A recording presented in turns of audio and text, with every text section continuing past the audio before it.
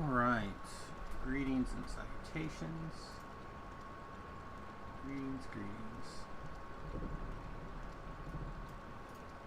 In the live stream chat, let's make sure that everything is working but not taking up unnecessary bandwidth. Should be live. Looks like everything's kicking along okay. Looks good. How about you, YouTube or Facebook? Yep, even Facebook looks good. All right. Greetings and salutations, everyone.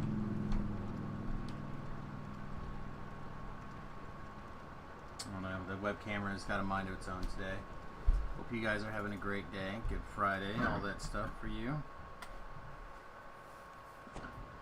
Whipped out my boa hat for today. Look at that. What the hell? What the hell? Let's wear something a little bit different for a little while at least. I don't wear this hat very often because I feel like it gets hot. Like really hot really quickly, so I don't wear it that often. But I was upstairs and I had a slice of cheese and I was looking around and I'm like, oh, I haven't worn that hat in ages. I normally just wear it during the winter when I'm outside, obviously, so it stays warm. I don't know if there's quite enough brim today, though, for that hat. My head is thumping real good. Kind of want to go low light mode, but I already turned the overhead light on earlier. Now I'm too lazy to turn it back off. Alright, let's see. We gotta do a couple things here. First of all, greetings and salutations. I'm, of course, Samus. We are level 18. It looks like we rank 90, almost 91. Which means we're getting pretty close to the end of stuff here on this, for this life. Should be pretty close to correct. I mean, why am I going here? This is not where I parked my car. Which would be pretty close to correct. The way I play, it's about a TR a week, give or take, if I'm kind of giving it my full attention. So, that would be pretty correct. Pretty close anyway to right. Alrighty, let's turn some stuff on. I'm kind of tempted to put an LFM up for the first time, just because of the XP bonus. But if I cap out, like, then what do I do for the rest of the night? So, I'm not quite as worried about getting the maximum amount of experience possible. I like this chick, or, yeah, person, whatever. This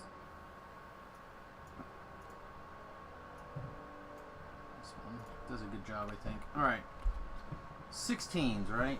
Yeah, because we're 18s, we're looking at 16s.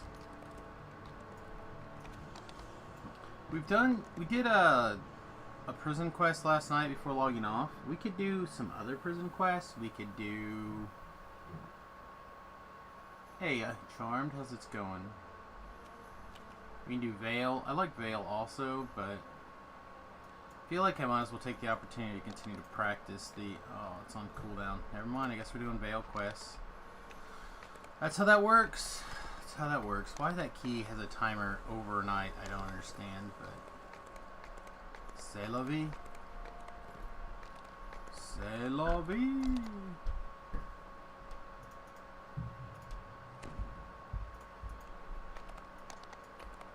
Thanks, Josh, for hitting the thumbs up button over on Facebook. Appreciate that. Hope you enjoy the stream if you stick around. A little bit of Dungeons & Dragons action. Of course, if you have a topic of conversation you'd like to discuss, feel free to throw it in there. You guys know me, I'll run my mouth about anything. Doing your nails. Tomorrow you're going to your supplier for your nails stuff. Ah. Time to get extra pretty. You know what? We're right here. This quest we could... Yeah, let's do this quest, actually. This isn't like my favorite quest to do at this, this level, but it's good enough. Good enough. I love how Facebook pauses the stream for me, so... But it is still going, but I don't have like a good monitoring procedure to like really watch it. So I have to like just pop over occasionally. The vast and legendary underworld where the sun is never seen. A twisty Kyber gem shimmers in the gloom. Several of these precious jewels would make a fine gift. Alright, Dragon Man, Paladin Life. Think these guys are evil? Guess we'll find out. Yeah, they were evil because they got smoked. Sick. Oh, not quite. Hey, surprise.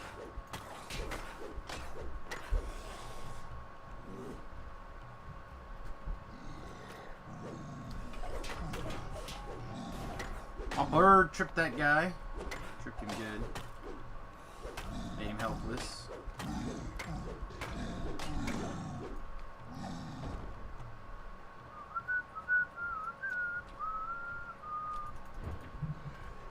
I think some lag happened there.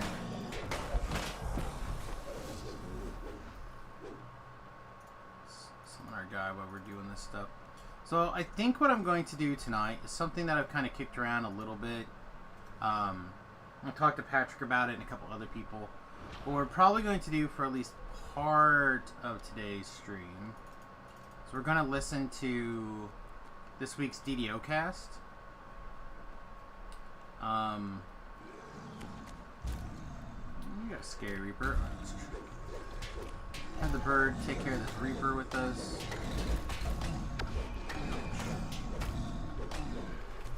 Kinda expecting the bird to just tear that Reaper up. Alright, land hands. What's taking our hireling so long to walk his happy butt over here? I'm not sure.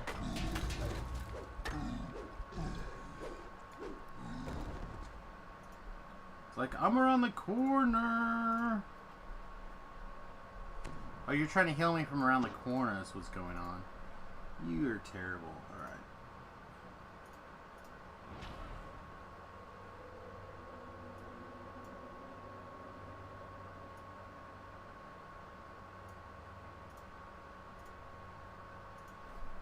Quickly over to TDO Cast, his website. Or not website, Twitch page. Actually, do they have it on ddocast.com? I bet they do.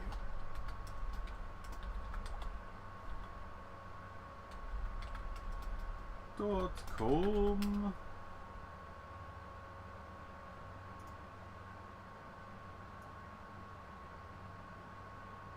Yeah, here we go. Perfect.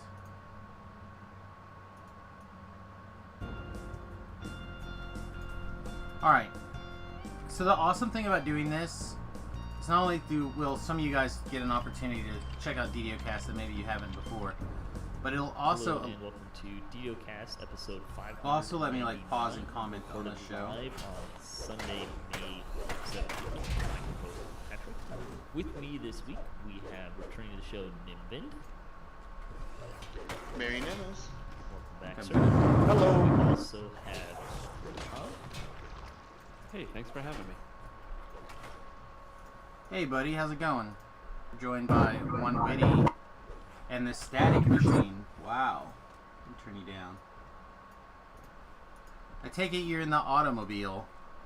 You are very correct. Yeah, also a wind tunnel. Wind tunnel and an automobile. What's going on, buddy? Nothing, I just got off work, headed home. Alright, well, welcome to hang out with us here, obviously, like always. We're just working a little I bit. actually had a flight. You actually had a flight? Oh my goodness. First time I've flown in like 2 weeks. That's good. Baby steps, right? It's nice to know my muscle memory is all still there. Suppose that's true.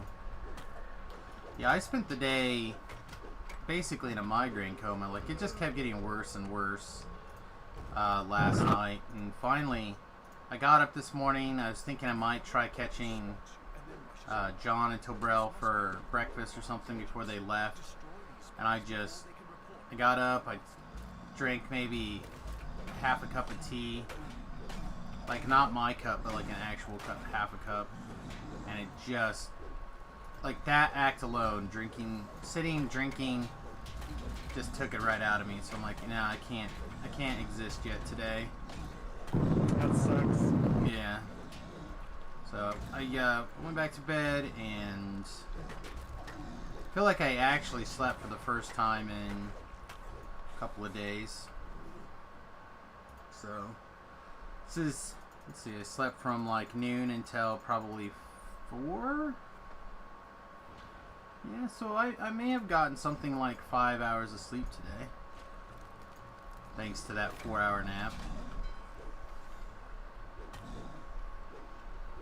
So I'm feeling a lot better personally. I don't think I care about that, but still pretty bad. So we're gonna see how much DDO we actually end up feeling like playing this morning, or I guess evening.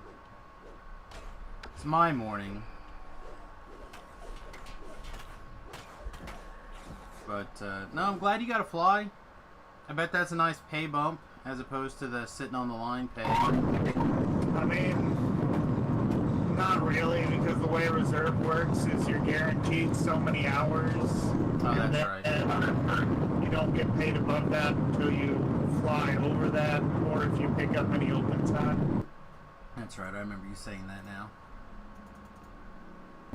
But I mean, I picked up like 6 days of flying this month, so I'll still have enough to live off of. Yeah. It's rough. It's rough for lots of people. Indeed. Yeah, no, I really wanted to try to go to Ben's thing this weekend, but it just was not in the cards. So instead, we'll do a little bit of a bonus stream and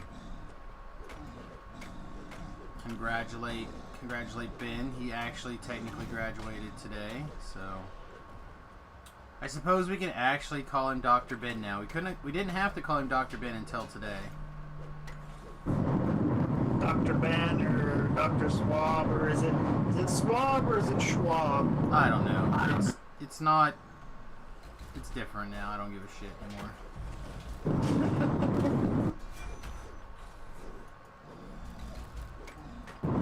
Well, now he needs to hurry up and do whatever he needs to do so he can give me my medicals.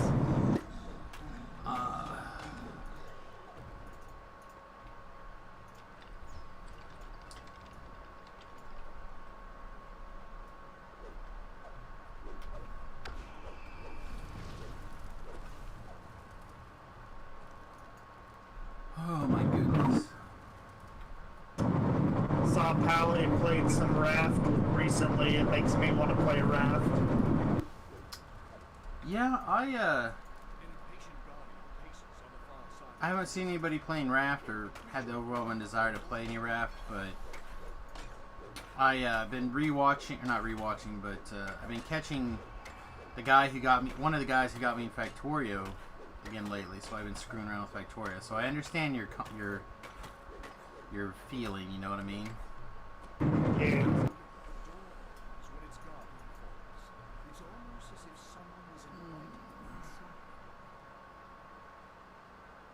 So I don't know exactly where your phone is at, but is it like inside of an open window or? No, just in my car, but I mean, I guess it has that sound. I've gotten that comment before. Okay. Just checking. I know I've had you join the stream and stuff while you're driving before, and I feel like this is worse than usual. Let me try and disconnect and reconnect and see if that doesn't. Okay. Just had the honest to God feeling that his microphone is very sensitive. We'll bear with Witty here. He's a long-time supporter of the stream. And friend. We definitely want to give him opportunity to be part of the stream here. How about give us another shot? Is that any better? Not at all. It is definitely just your speaker or your microphone being very good, picking up all Yeah. the stuff. It's all right. We'll deal. We'll deal.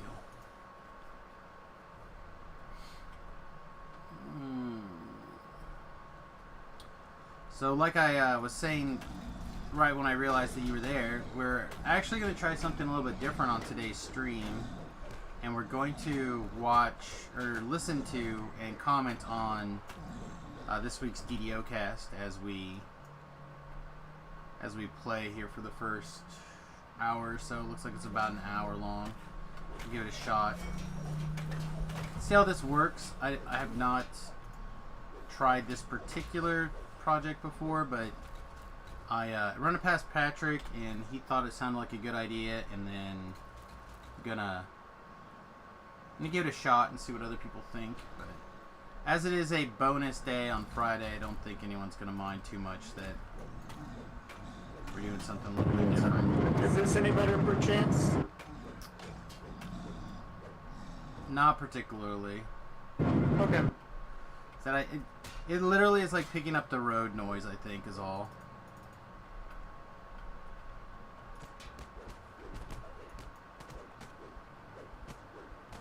Keep this burger down on the ground.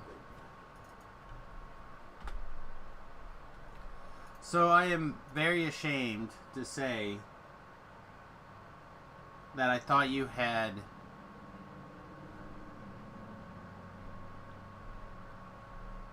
two boys and one girl, and I was very much shocked to find out that the baby was in fact also a girl. I have no idea why my brain was thinking that. Talking about my kids? Yeah, your kids. Yeah, no. One boy, two girls. Yeah. Because, I'm trying to think what was going on. And someone was like, no, Whitty's youngest is also a girl. And I'm like, that's not right. Like, I swear, I've seen this kid. Pretty sure. Like, no. And then Tanya happened to come down. And I asked her, she's like, Whitty's baby is a girl. You know that, right? I'm like, no, it's not. Validate my memory. I mean, she bears a striking resemblance to me, so... That is true. You guys are basically twins.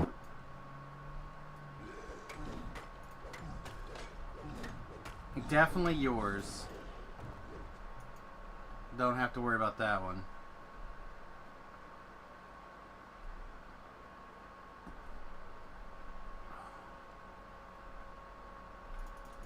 Oop.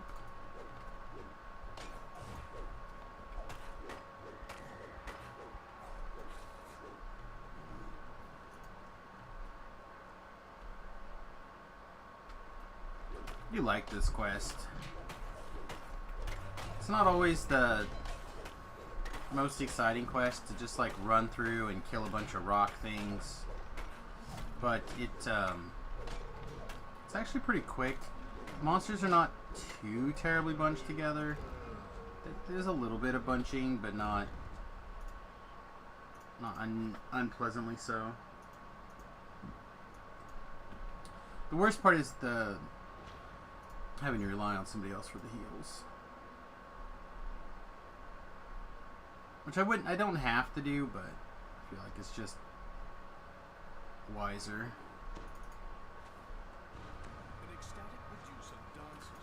So regarding things, I spoke with Ben about whether or not he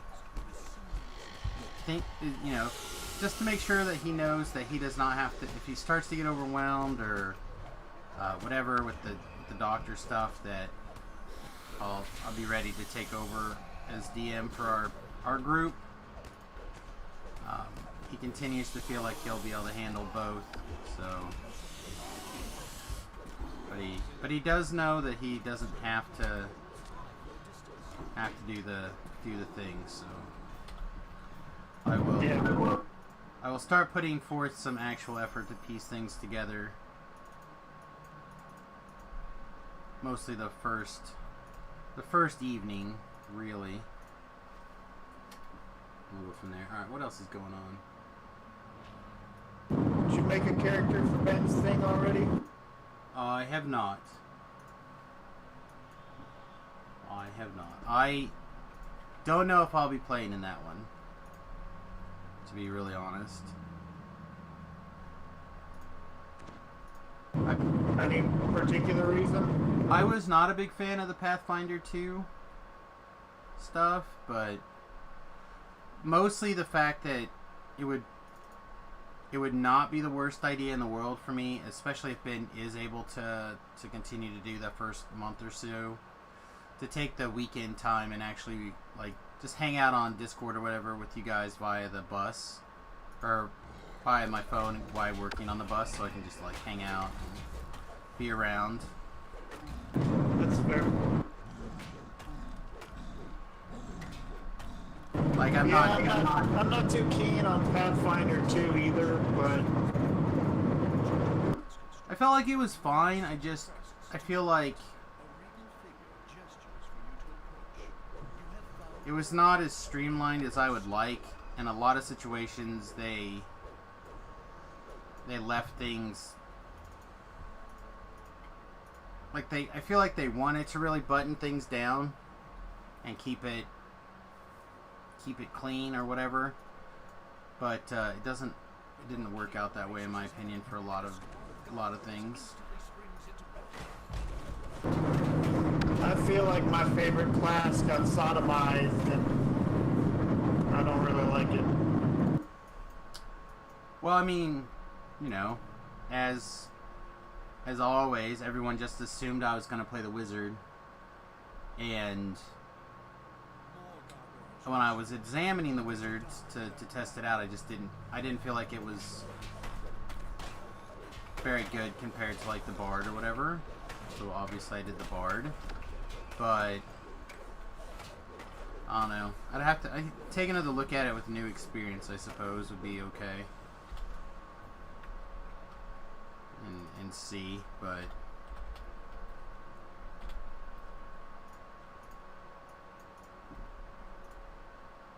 I don't know. Like I said, Ben has not really talked about it that much, other than he's, he did it or whatever. I don't even know if I have a character made over there. I don't know that much about it. I haven't talked to him about it other than he doesn't have to run if he doesn't want to.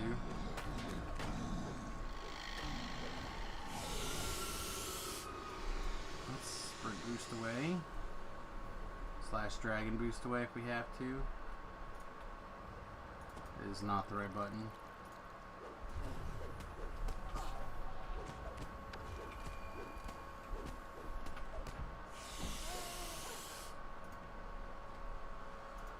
Alright. The nice thing about heal mass is even if you tell them to target you and they target themselves, you have time to run close. That's a nice.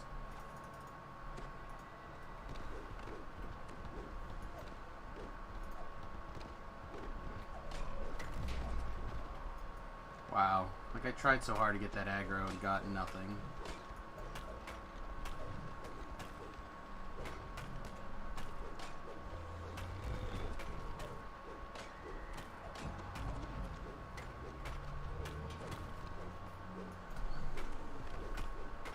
Oh, yeah, there, we finally was able to get the aggro back. We got the aggro. Well, we never had it, so it's not really back, but we have it now.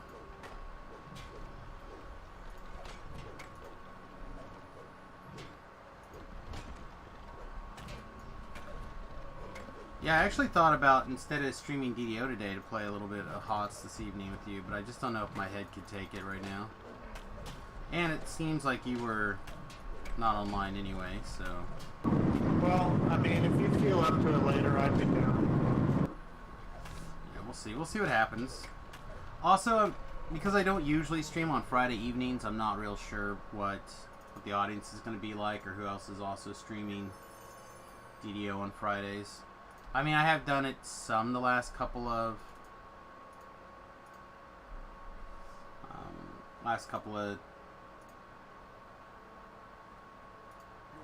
weeks, but not really.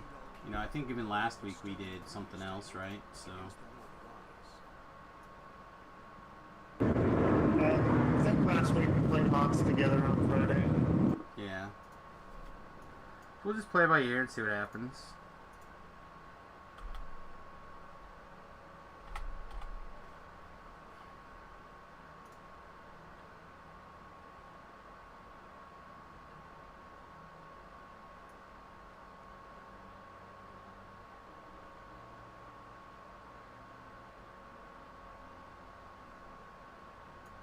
So it looks like we're going to actually be selling whatever this product is at the arena, because we diversify so much, I suppose.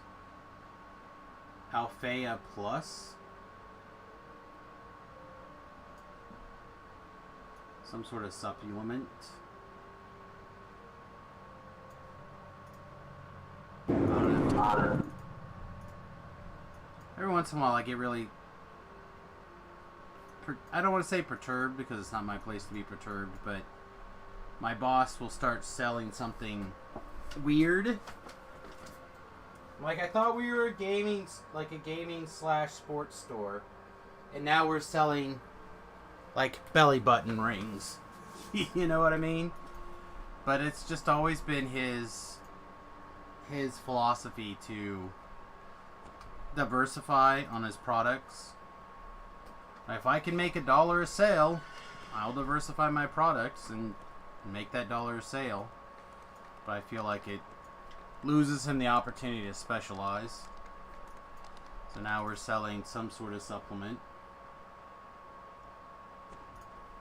But it's his shop. I'm just here to market what he wants me to market. We're not playing Sunday, right? No, people will be either driving back or still staying one more day at Ben's. Yeah, that's what I figured. Yeah, I think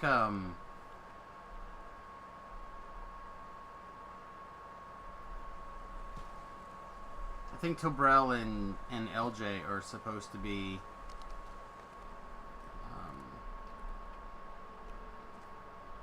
back on Sunday, but I don't think Dustin's going to be back until Monday, but I could be wrong. Alright, so let's take advantage of the fact that our key is off timer, and let's go see if we can do 1 or 2 more of these quests out here in the prison.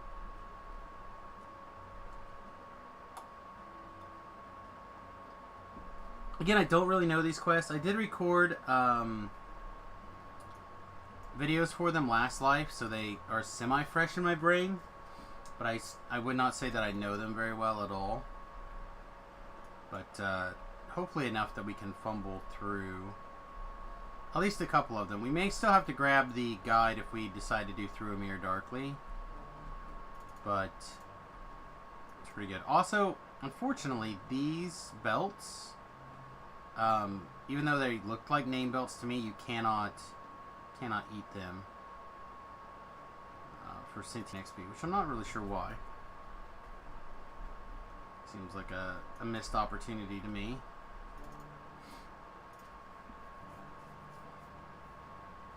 Anna, what are you thinking about trying to play it for Ben's campaign thing there, Witty? I mean, I'm looking forward to it. Well, I meant like what class or whatever are you? Oh, I made a halfling rogue.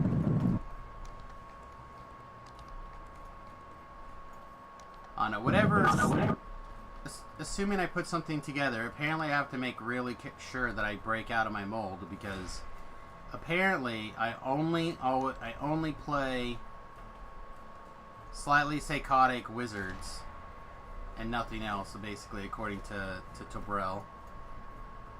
I'm like, that's that's like my default position, obviously, but that's not the only thing I played. And I started listing off like multiple characters in the past that I had played that were different.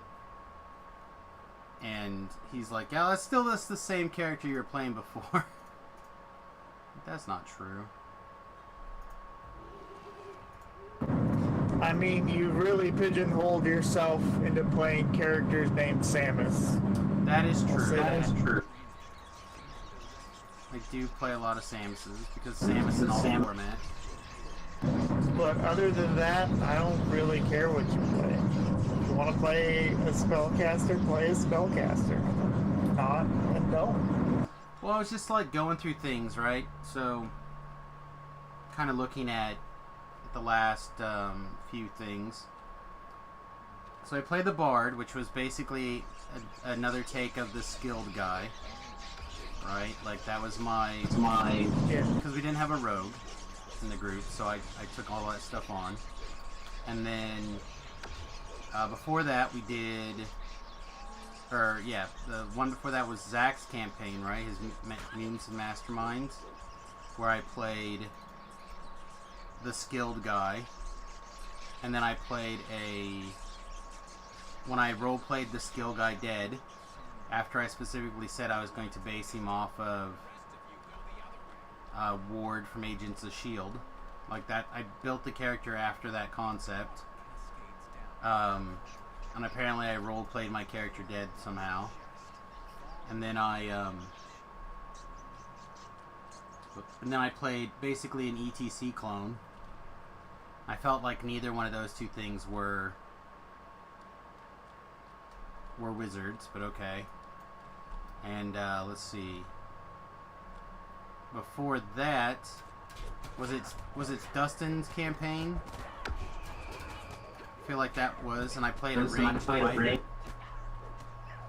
Has Dustin run a campaign recently? He did the 5th edition thing, but I feel like the versus the Giants or whatever. I feel like it was. I don't remember that. I feel like that was. I mean, I did the ranged fighter. Go rogue like him and just keep stealing from each other. I will BRB. All right. And then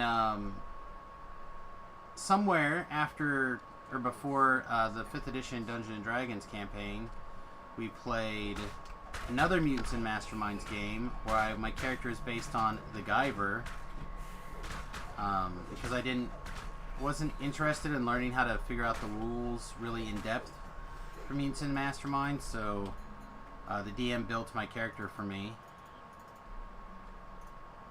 And then I'm trying to think what we played before that. I feel like before that I played a wizard. Oh, I know. We played a 5th edition game where Tobrel was the DM using Fantasy Grounds. And in that, I played an Artificer, which was also ranged.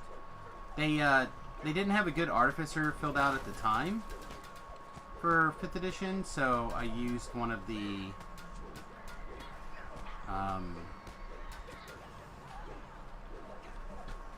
homebrew versions of the Artificer, which I think did a reasonable job.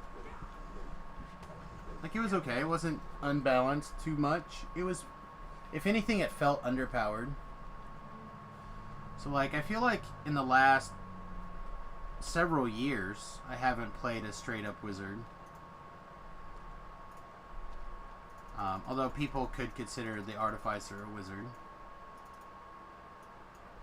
I mean, he is an int-based spellcaster. Sort of. Like, the old... The 5th edition version, I've been playing that. I was playing that, the new version that got published in Talab's Dungeons and Dragons 5th edition game. And that felt good. Right? Like, it seemed pretty balanced, but it also was not really a spellcaster, per se. Like, I don't know, I did have some spells, but mostly you buffed things and you acted like a fighter. So maybe I just have to do like a barbarian or something, Or like maybe again, I hate to like if I play a paladin, I'm gonna slip right back into velocity. My violent good paladin, which I found to be a lot of fun, but I don't want people to go in like, oh, you're just playing another psychotic caster.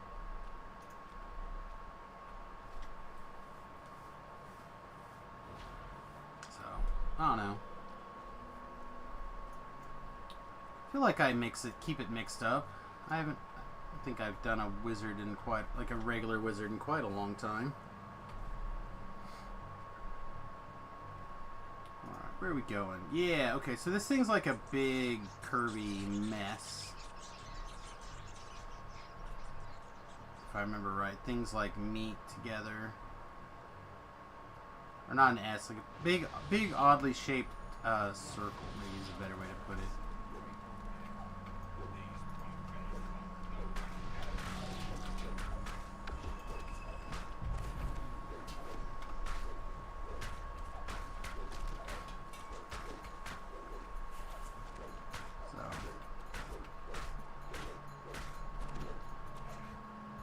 I don't know, I kind of would like to be the unskilled,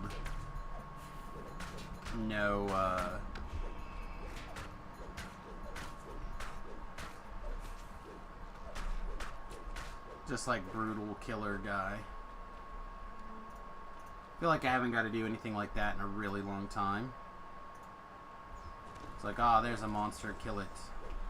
That being said, I feel like PK was quite strong in Pathfinder 2, so my bard did cast a lot of PKs. We gotta crush this. Oh, we're gonna die. Yep, we died. Shoot. Realized too late we had too many dots. Gotta keep our hireling around the corner. What? Why did you? Oh my goodness. Alright, well somehow we got lucky and they didn't come get him. I gotta get rid of this guy.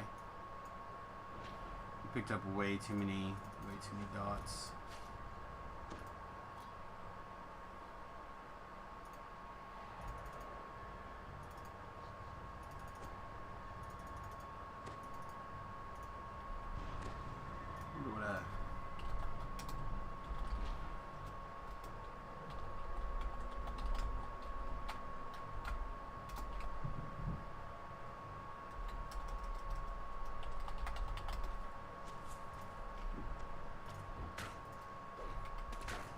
I thought the Alchemist was really strong, but I would not want to be pigeonholed into the just playing another caster.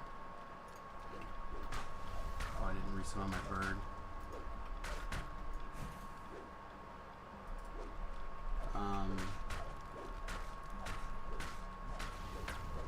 Like, how did this guy give me that dot? I suspect there's shenanigans floating around somewhere. Alright.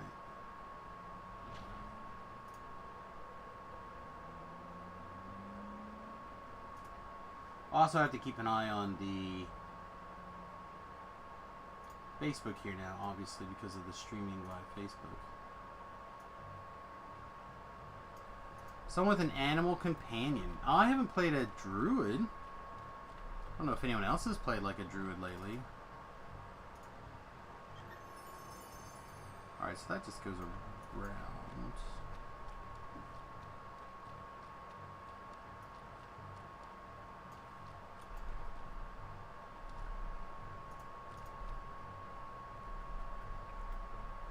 Play a mutagenist alchemist. That'd be kind of fun.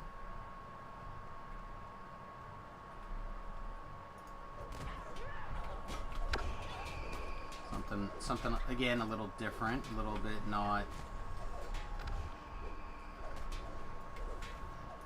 Oh, let's run away. Oh, I hate with the capital H Plague Reapers. All right.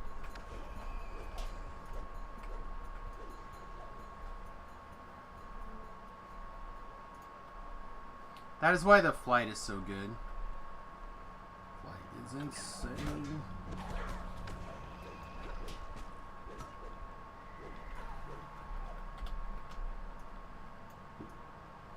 things just keep spawning here. It looks like it. Oh, it's an optional.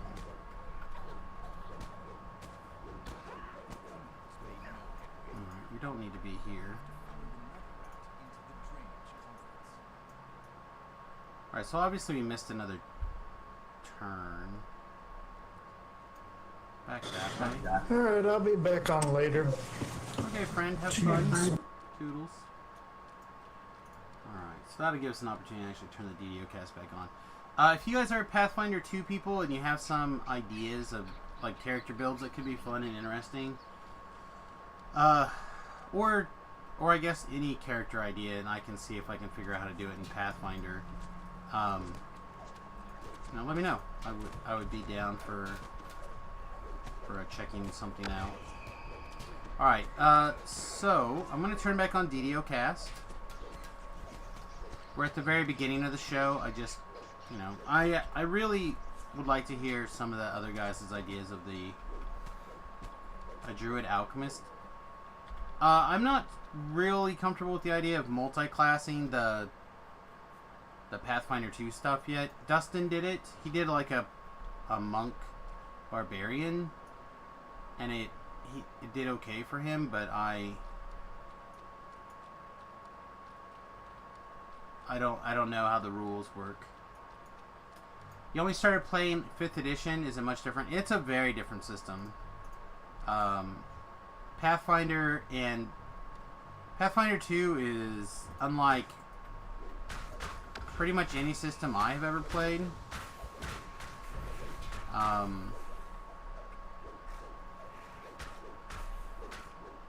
They did their best to like really make it feel consistent.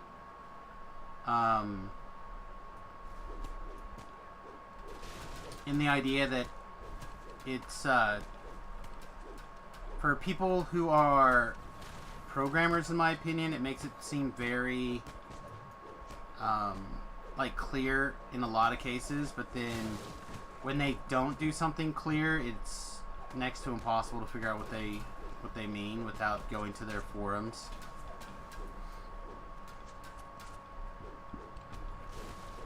But like the idea that you're playing an alchemist, a paladin, a barbarian, a monk, that kind of stuff, no, those are the same. But like the idea that you're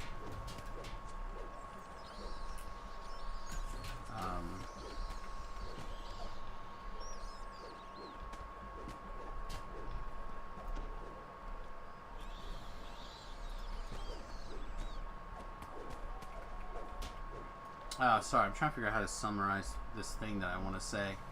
But the idea that your power comes mostly from your class is not necessarily the case anymore.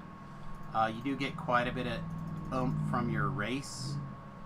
So, like, for example,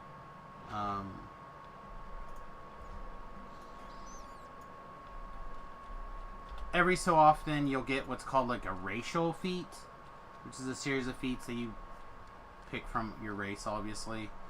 And they come often enough that they're actually a pretty big part of what's going on.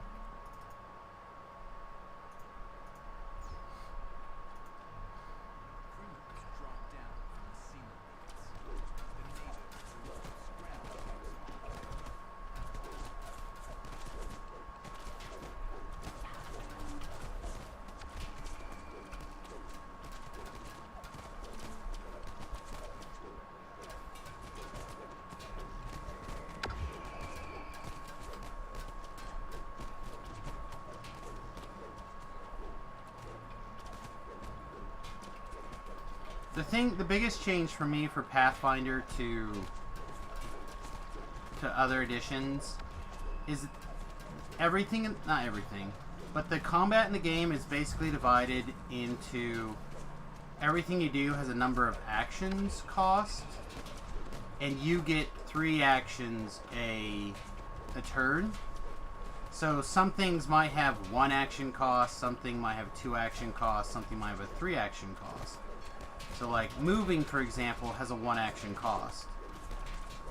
But you can move as many times as you want in a turn because you have, or I shouldn't say as many times as you want, as many times you have actions for. So like you can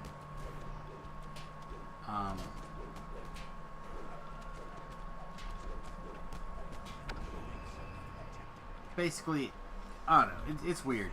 So you could take up to 3 movements, you could take up to 3 attacks, but every time you attack from after the first time in a turn, you get -5 cumulative penalty to your attacks.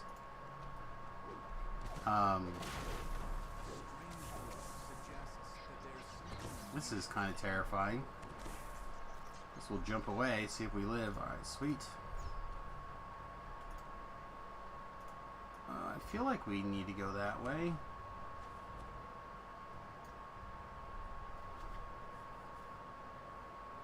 Like the racial feats they added on Xanthar, but they're given when you level up. Kind of. So like, for example, I played the gnome. So like, the gnome gave plus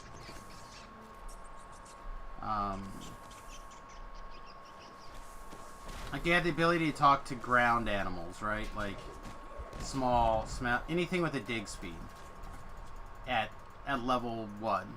And they're not that they usually have a couple of options. They're not all the same.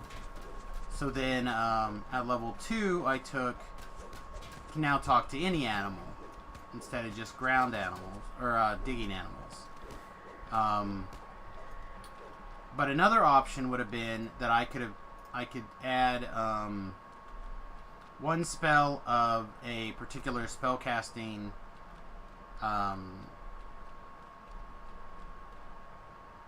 so it'd be like, let's call it Mushroom Lover or something, right? But then what it let me do is it let me cast any divine, or not necessarily divine, but any it let me add a spell to my spell list from the Primal Tree, for example, or the Primal Domain. And then it would give you a cantrip type ability, so you could use it. You know, so like there's an awful lot of stuff that came from the racial feats. But then, for example, not very many of the spells that I thought of had like concentration.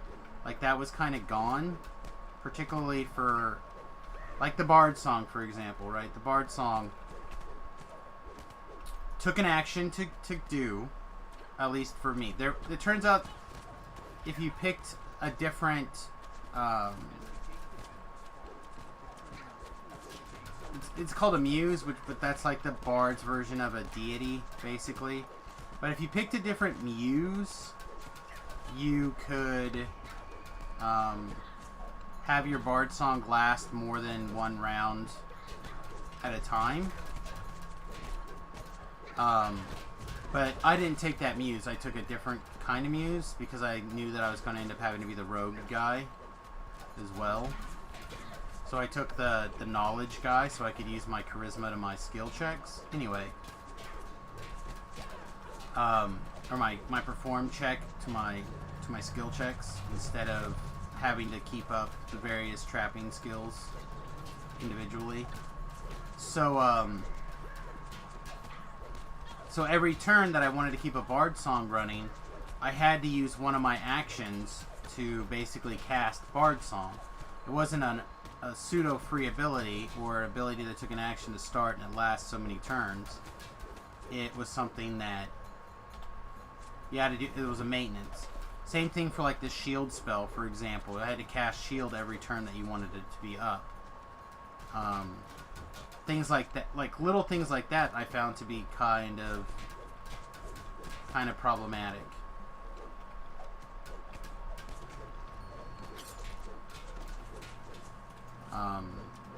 In the system. Also, there was no way that you could invest in making your spells better kind of outside your character progression. So how your spell difficulty increase is based entirely off of your your skill at casting that level of spell. So like, or your to that school of magic.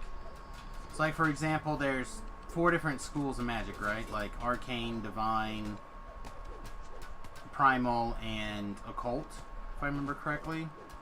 So as you progressed up through the levels, eventually you would just get, you're now a master of casting occult spells, stuff like that.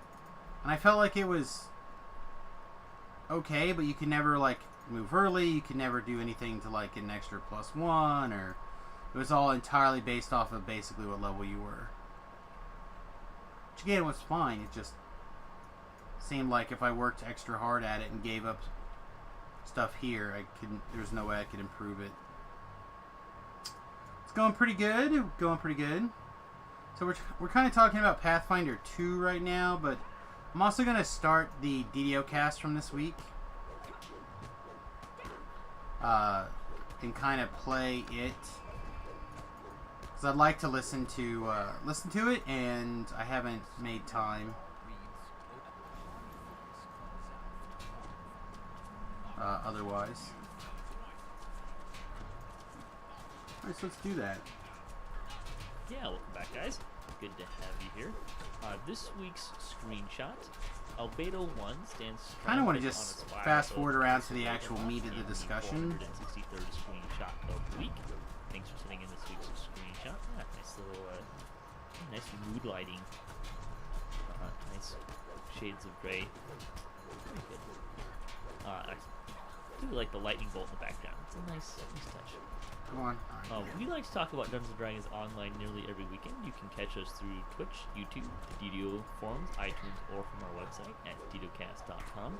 DDOcast is hosted by Cyber Ears, the awesome podcast hosting network, and shows are usually available within a few days of recording. The next show will probably be next weekend, and you can stay updated by following us on our social media pages or our website, DDOcast.com, with our calendar.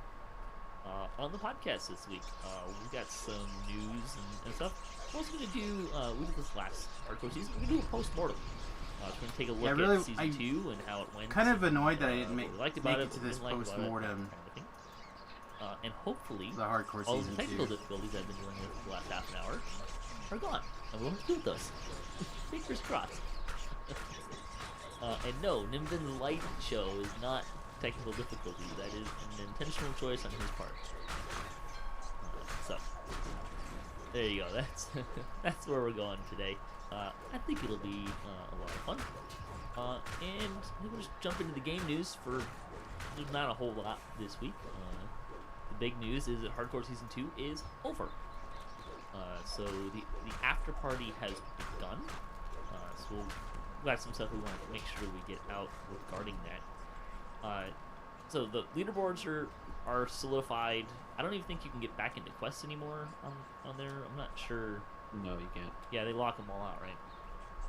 However, if your character had perished, you can go back and they can return to the land of the living, where you can access the bank and all of this fun stuff. So you can prepare those characters for a world transfer, or you can delete them if you just want to delete them.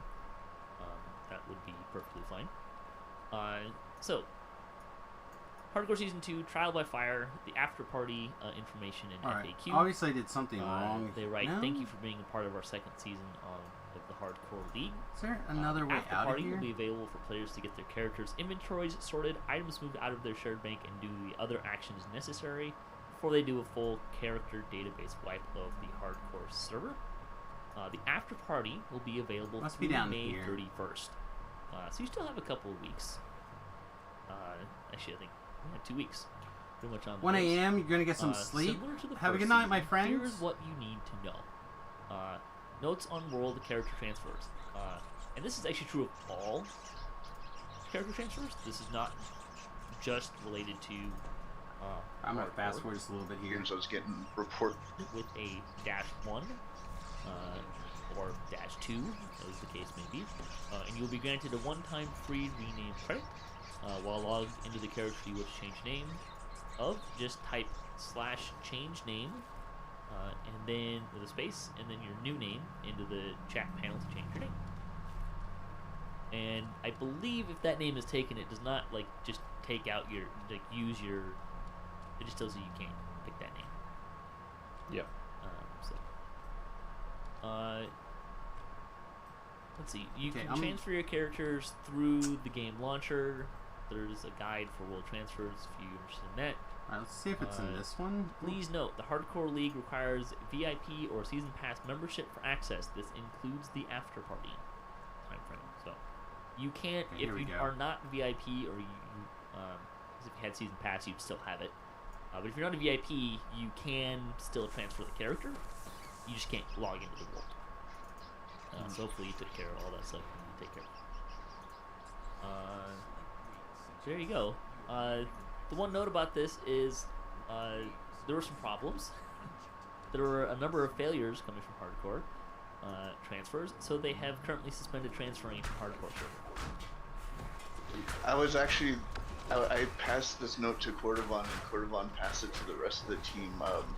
I was getting, one of my live streams, I was getting reports that, like, let's say you have 10 characters, like 9 of them will transfer. And some reason you will get a hashtag D4000 code. It'll be like D4001 or D449. It's one of those, and the email you get when you transfer characters. And I sent mine because I got an error on one of my characters, and someone else's error to Cordovan, and he sent it to the rest of the team. In a couple hours, they shut it all down. Yeah. So not all is hunky-dory there. They are giving a messaging that you have to have an open character slot to transfer a character. I have not had that experience. I have been able to transfer characters off card. This is true last season. Like, Yeah, you I was transfer able to. characters I was able to transfer that. off of Hardcore No problem. onto another server. On a couple servers, I have like 27 characters out of 22, and it doesn't appear to impede me from logging into any of those characters. It is like I can't create a character until I have an open slot, so I'd have to delete like 5 characters to create a new character on that server. But, I did ask Cordovan about that a little bit, and he basically said that one of the reasons they're having that messaging is to minimize the potential for customer support tickets. Hey, I can't access this character. With that. I believe if you gonna actually if you move lose your around. VIP status, don't you you lose character slots and then it locks? You get to have to pick which characters you can access or something like that. Yeah, Yeah. that is correct. Oh, I think that neat thing. Not something I usually have to deal with unless for some reason I forget to update my credit card information, which has happened in the past. And it also won't let you pick the characters that you don't have access to. Wow, look at how many, Pretty clever. just how much damage is coming in.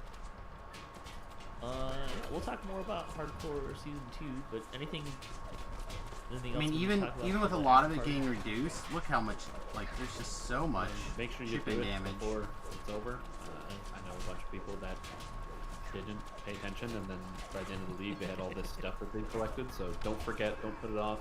Put an alarm on your phone before May 31st.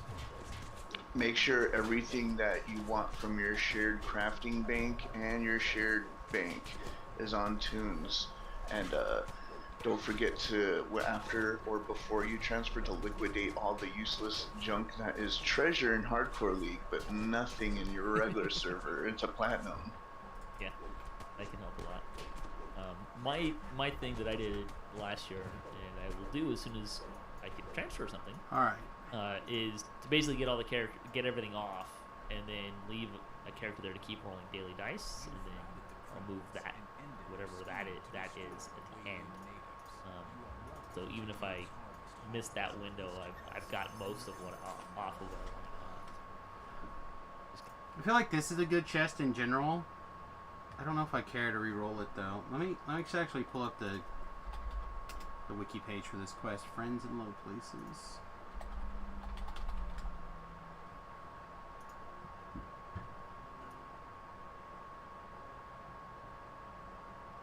Should have pulled it up earlier. It probably would have saved me some time. All right, we Morningstar stolen necklace.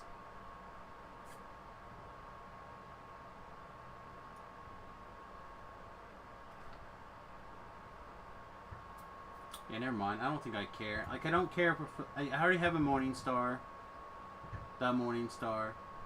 Don't know if I have a stolen necklace, but well, it does have a random effect generating thing on it. Yeah, I don't think I care that much, though. Let's just loot this. Alright. Carry on. Kind of an easy way of doing it. Let's see. Bonus days. DDO bonus days brings you a treasure hunter boost +5 now through May 17th. That'll be today. Treasure hunter boost is it's +5 to the quality of your loot. It's not the level boost. It's just the charts that it rolls on. You get a little better quality loot. And it stacks with potions and stuff. Kind of that fun stuff. Store news. Autos boxes and Epic Autos boxes are back in the store through May 24th. So you got a little time there. And then the sale this week is Rise Again, 30% off of select reincarnation items, healing items, spell point potion. I think it's supposed to be Quest XP elixirs.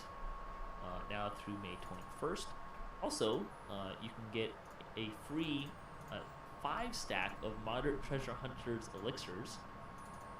Which, what is it, +10?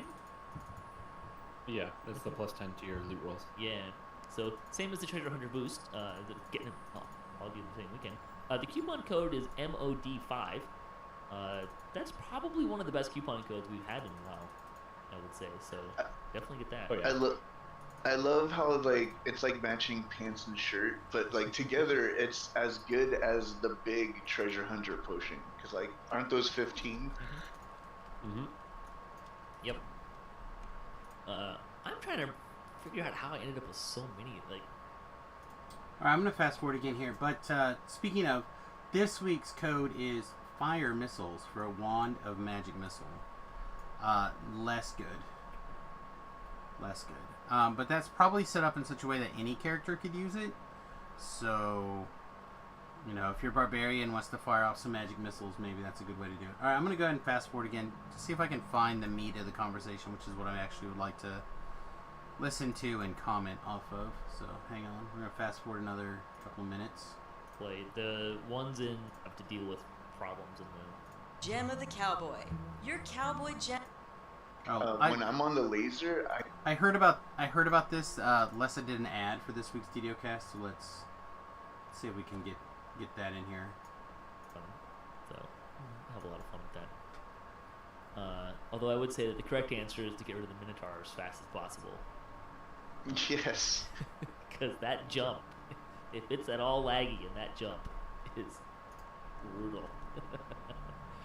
Alright, other stuff going on. D&D night on DDO stream, Sundays at 7 p.m. Eastern time. Hey, we're still looking for more players. If you want to play tabletop, pen and paper, with DDO, quote, celebrities, hey, we've got space for you. Come play with us. Be happy to have you. You can send me an email or get in touch with Cordovan or Evil Beaker. All three of us can get you plugged in, or Nimbin can also help you get plugged in. And then let's see, Dito Kasplat is still going. We finished the Lost Gatekeepers last week. It was a lot of fun. I don't know what we're going to do next, but we'll do something fun. And we'll probably get ourselves killed. Alright, I think that's all I got for me. Anything else? I think so. Okay, we've got a commercial that was sent in. Here we go, so, perfect. We're going to go ahead and play that. This is from courtesy of Lessa. Please enjoy.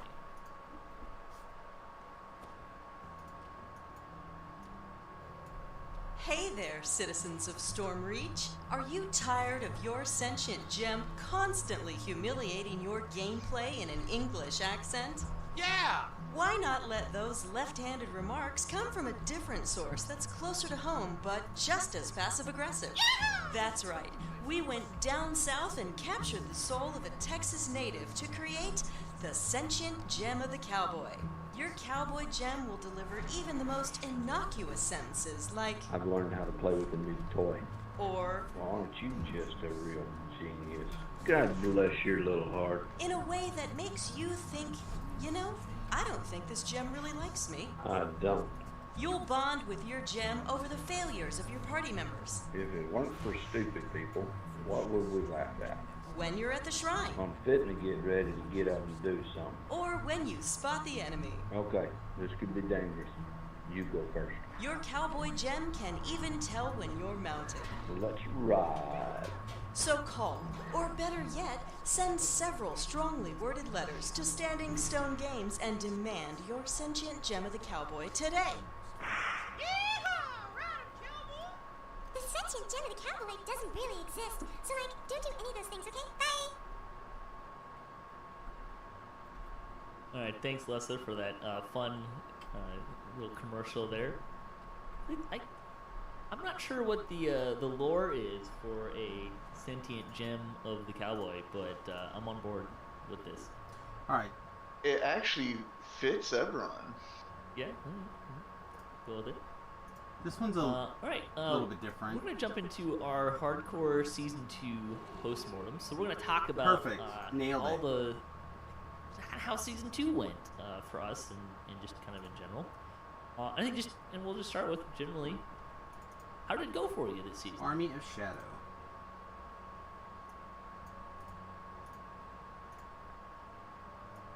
Nobody rush. You did their mic. Yes, sorry, I there's a big noise in the background.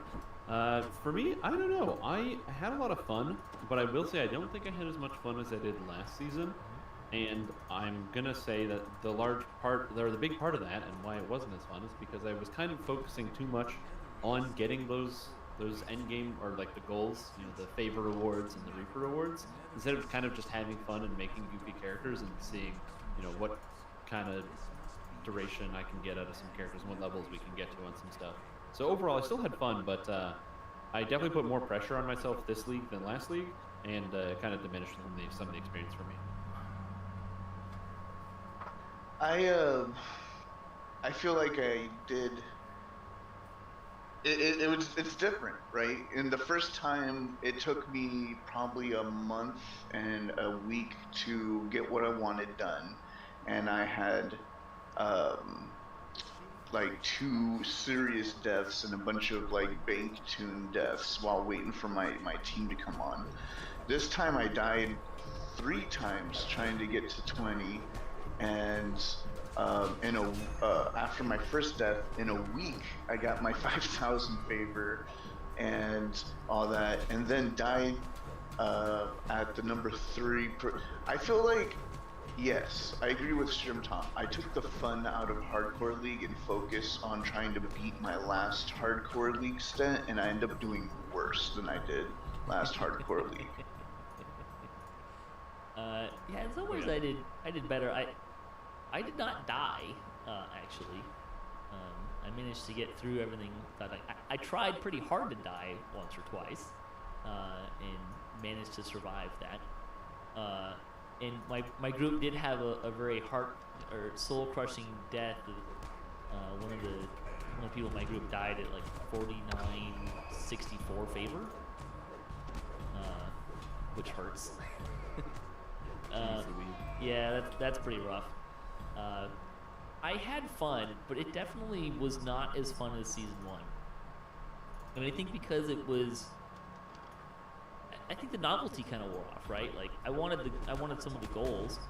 The cloaks looked better. I'm really happy that I got the mount, mostly because I didn't buy the pack that had a mount for all of my characters. So now all of my characters have a mount.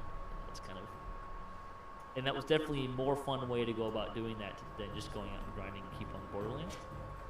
But I think definitely because there was only about 3 months in between the seasons, and I finished season 1, I kind of stopped playing about a little over 2 months into that. So, I had about 4 months off, and then started playing, but it definitely felt more like less like, hey, here's this fun, novel thing, and here's this chore that I'm going to go do and get these rewards. So I feel like it needed a little bit more time between them to really kind of let that fun factor come back a little bit more. Alright, so I'm going to interject right here with my own kind of like miniature review of the hardcore season. just part of the reason I wanted to kind of do this lets me be part of that particular episode of DDO Cast after the fact. But so I accomplished all the goals that I wanted. I was able to get them done pretty quickly. I mean, all things considered. But I had more fun this go around than I did, I think, the last one. But I went about it in a way that I thought this key was in this room. I went about it in a way that, because the last one I felt so much pressure to get the 5,000 favor that like I literally didn't like I didn't care at first, right? And then it became a matter of I cared, right? Does that make sense? Like it didn't matter for me for a really long time, and then I decided it did matter like 2 weeks before the hardcore server ended, which really put a pressure to get things done. And I felt like I had an awful lot of heartbreaky type deaths because I put all that pressure on myself there towards the end. So by making the goal be a matter of getting stuff done early and knowing that I set my goals early, it gave me lots of time to achieve them, and I didn't feel like I had to stress over it. And taking that stress out really, I think, made it a lot more fun for me overall. Because again, I put all that stress on myself at the very end of last season, and that really colored, or the first season, really kind of colored the experience I think I had overall, because I did put that massive amount of, like, I screwed around a whole bunch at the end, or at the beginning, and I did not give myself accurate enough, or enough time to relax like I should have. So for me, I actually had more fun this last go around. All right, back to, actually, I'm gonna put this in a different tab or different window so I can see what's going on a little easier. All right. So I'm praying that I won't see another hardcore season until 2021. I bet you won't. Or I bet you will see one before then. Yeah, I mean, I have the complete opposite opinion of you guys. I really like Hardcore League as a concept. I would actually rather see like a month of downtime in between and then have another Hardcore League start up right away, because it means that people who really enjoy the hardcore game mode, like I myself, I'm finding that end game and the grind and trying to get all your gear and gear up all your characters and doing raids. Raids are laggy. Gearing is frustrating because of ransack penalties. So there's all these stopping points. But making a new character and doing something is really fun. And the Hardcore League provides this opportunity to kind of just, it's like almost like reincarnating, except instead of building this big grind on a character, you kind of just go, and if you die, you go, well, that was kind of fun, and you do it again and again and again. Depending on your level of care for your characters, and sure. Yeah, like, I like the concept. I just don't think I had as much fun this time around because it wasn't. It's also fair to say that it was conflicting with a TR grind that I'm still working on, so there is some stuff that I was enjoying doing and working towards, and hardcore popping up in the middle of that was kind of a distraction from that, but not in the best of ways, if that makes sense. It's easier to level up in the hardcore server in the sense that you're your first life character, so you don't have the additional XP requirements because you're a second, third, or a millionth life character.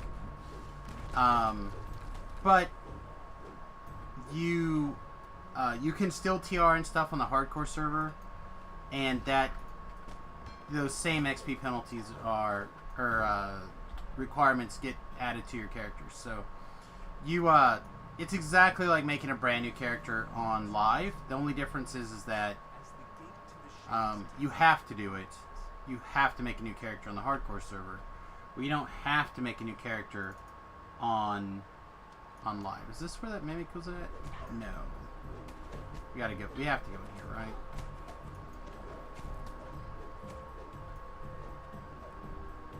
Actually, not sure.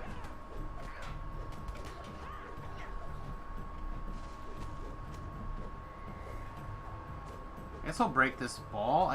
You don't necessarily need to break them because I feel like the other one's out of the way, the third one, but I'll break it anyway. Does that answer your question? Okay,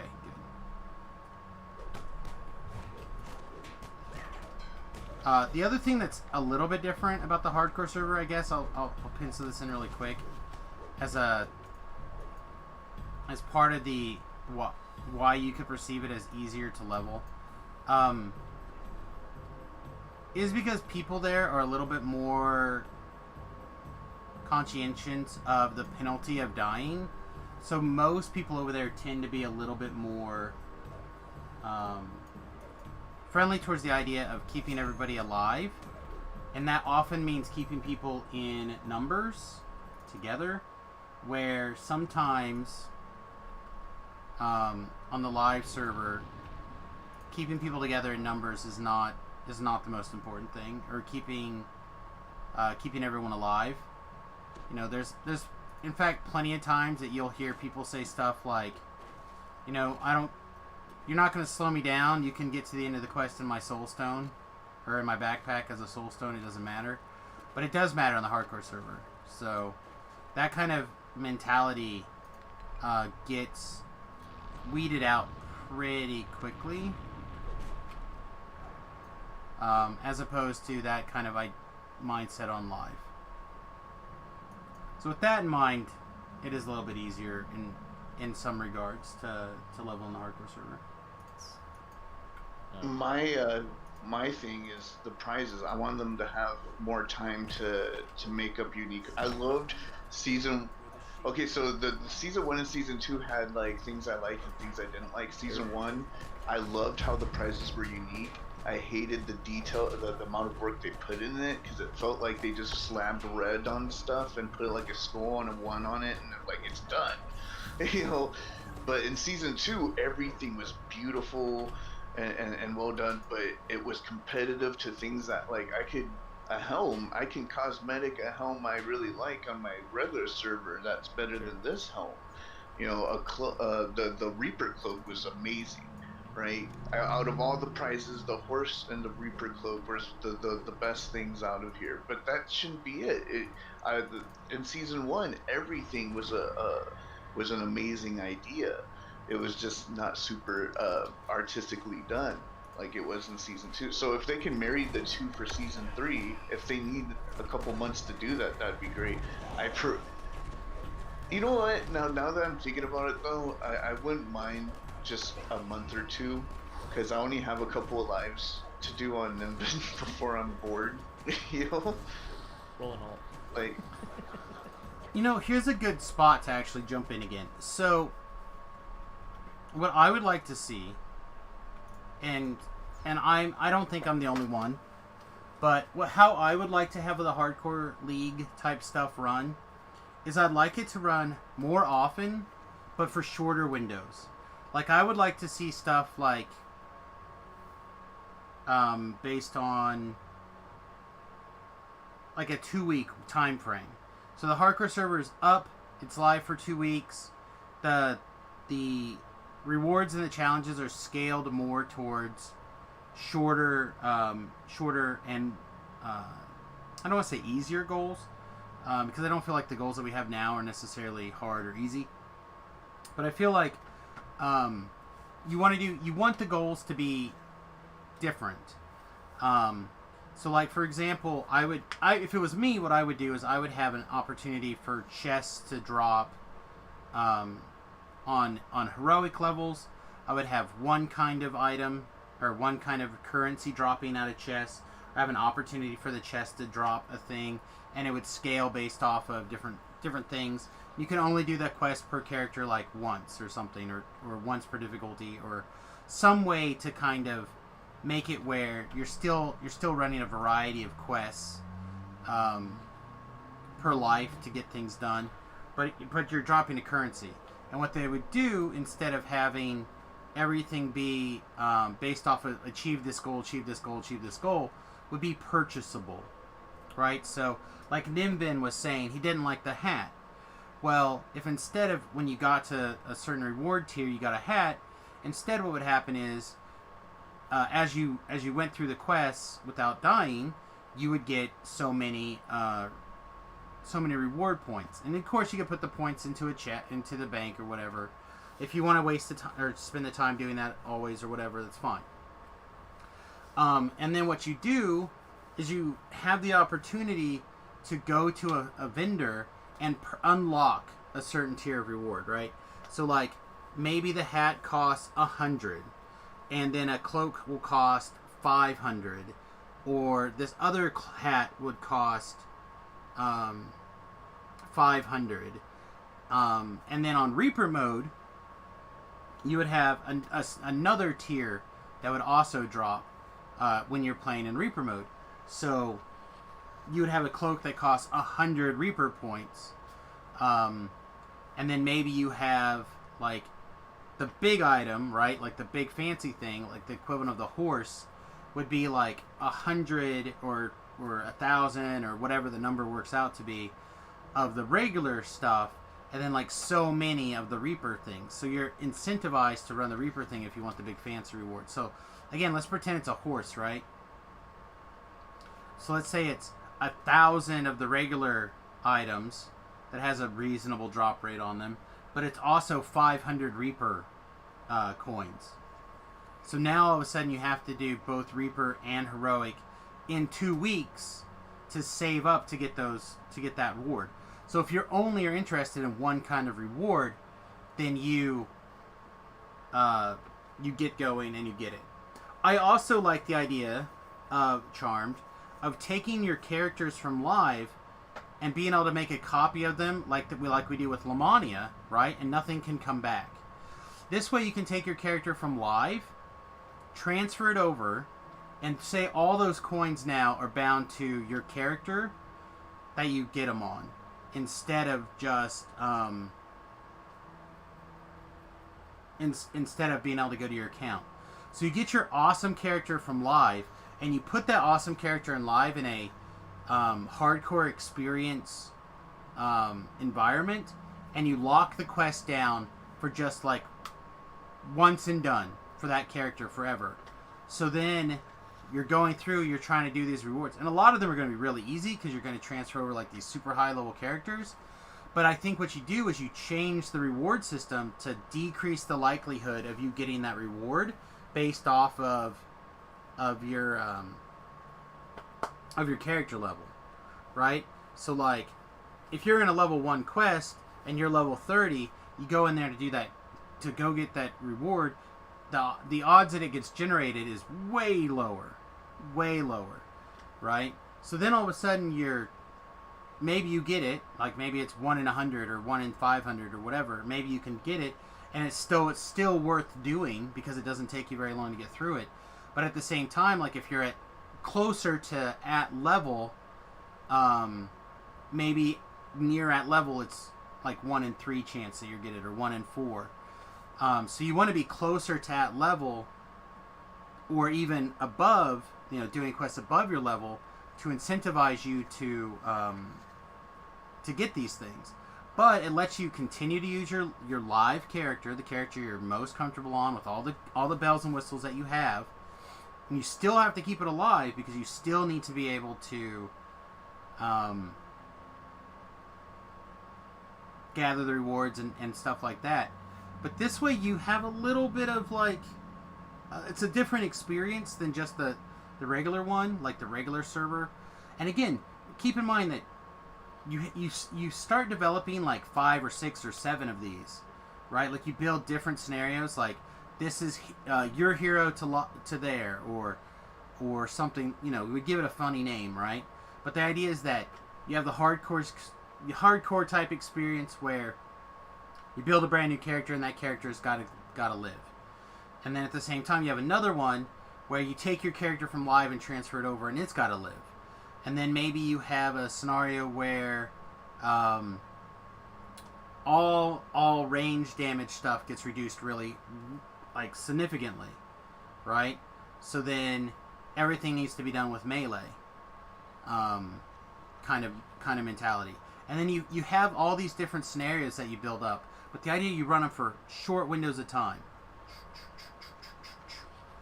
So then what you do is maybe Hardcore 3 Season 3 is going to be rotating, 3 different scenarios over the course of 6 months. You do like the first scenario, you do this one, and you get a month of that, and then maybe you have your next scenario, with a month off. Then you run your next scenario, and that's going to be 2 weeks or whatever. And then you run your next scenario, and that way you can keep changing it up. And because the idea is that it generates revenue for DD or for SSG, and I think that keeping it changing is what would be exciting. Yeah. Yeah. The thing that I would like to see, well, actually, I'll hold that off till later to talk about that. There's some ways it could go. So, what did you like about this season? I really enjoyed the new champions because they provided a really good amount of surprise. I'll say that on elite difficulty, you kind of almost didn't notice that they were different, or in some cases, it was actually easier because you didn't have Soul of Cruelty or the self-healing champs and all that stuff. Yeah. But then once you stepped into Reaper mode, things just start going crazy. You're like, oh, I'm just playing the game, everything is cool, I'm gold now. And then your character is gold, and you die because you can't do anything about it. And you forgot Isn't the one that does the gold also a dot? Yes. So it has a dot effect. It also turns you to gold. The gold effect can apply on anything, so it wasn't just melee attacks. It wasn't just like even damage. You could walk into a solid fog and get golded. So it was very cool. Yeah. So I like it. It added an element of surprise and difference, and it kind of makes me wish I'd played more Reaper difficulty than the less amount that I ended up playing. Did you guys have the experience that the new champions seem to be easier on Elite than the ones we have on Live? Yes. Yes. And that seemed to be a little deceptive, I felt, with going into Reaper, because so they seem to be a lot hard. The jump between Elite and Reaper seemed to be a lot more noticeable, I thought, with the champions than it is on Live. I didn't notice that as a problem. I don't know if they were necessarily harder than the current batch that we have. But there's definitely more of a jump from Elite to Reaper. I would say that the hardcore league champions were definitely harder, without a doubt in my mind. They had a lot of unique effects. A lot of monsters had total. Yes, I didn't think that was the case. I really did feel like they were easier. Guys that had all this crazy missile deflection, more monsters with immunity to different types of crowd control effects. They had less dot effects, so the outgoing damage was a little bit lower. Which is the reason that they were so much but easier. Just in terms of how you interact with them, you have to be a little bit more careful. It's not just like mass hold, fireball, and go to the next pack. Because half the monsters still kill you. And for a while, a lot of their abilities were undocumented. So you just seeing these new champions for the first time was like, examine window. Yep, you gotta write everything down again. The first time I saw him, I almost died because the first champion I saw, like, wait, that's a different. And then I saw another one, and then I was like, oh, what's this? And I started examining, like, health, trying to get myself killed because I'm completely distracted by what I was seeing. I would like to see. I really like that idea that the champions change, and I really hope that they take that to Live, to the main servers, because I think that would be really fun and interesting. That is something that they should keep doing. Is always have new champions being added to the hardcore server. I'd like to see more champions and different types of rotations and stuff. And rotations. I'm hearing rumors about they have big plans for season 3. And I would also like to see them try to do this with Reapers. Wouldn't that be unique to have different Reapers in hardcore mode? Yeah, it would be awesome. And then you have no idea. Yeah, it's just all like, what is this? But I hope they don't just leave that to only hardcore, right? Like, I would love to see those new champions populate on Live, even if it you could replace them all, or they could just be added to what they could be. Now, either one, I think, would be fine. You want to rotate them by If season. they add more Reapers to Hardcore Season 3, I'd love to see them do something like that for, like, put them into the live servers. Maybe wait till after the season, that would be fine. But I love the variety that it put in there, and it made it a lot of fun. That was one of the things that really stood out to me in terms of this was fun, is having these different champions and, Just wanna make sure that- different experience to playing from live. Yeah, I agree with that. I'd like to see them rolled into the base game, but after the season is over, you don't have a situation where we learn everything we need to know about hardcore and how to beat all of the champions by playing it on the softcore servers, figuring out what they do, and then taking that information over. That just doesn't.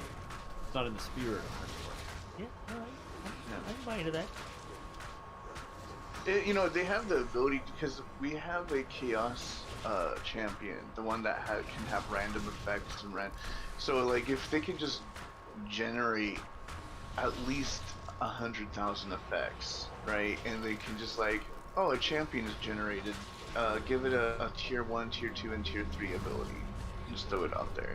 That way it's like a mystery champion every time. I mean, I like the theming, and it makes you kind of know what ish they are. Yeah, the randomness is a cool idea, but I feel like in a lot of cases, being able to plan feels like more fair. Like the random champ only having one of them being random, I think is maybe okay, but the more randomness you add into it, the more times you just get killed by some impossible combination. Correct. Have a limbo, limbo themed champion. Ooh. I believe Severlin, I once said he likes to punish people for not being prepared. So like, I doubt they're ever just gonna not like, oh, I'm gonna punish you for logging on. That doesn't sound like the spirit of SSG. No. I like to think of it less as punishment for not being prepared, and more of a reward for being prepared. But yeah. All right,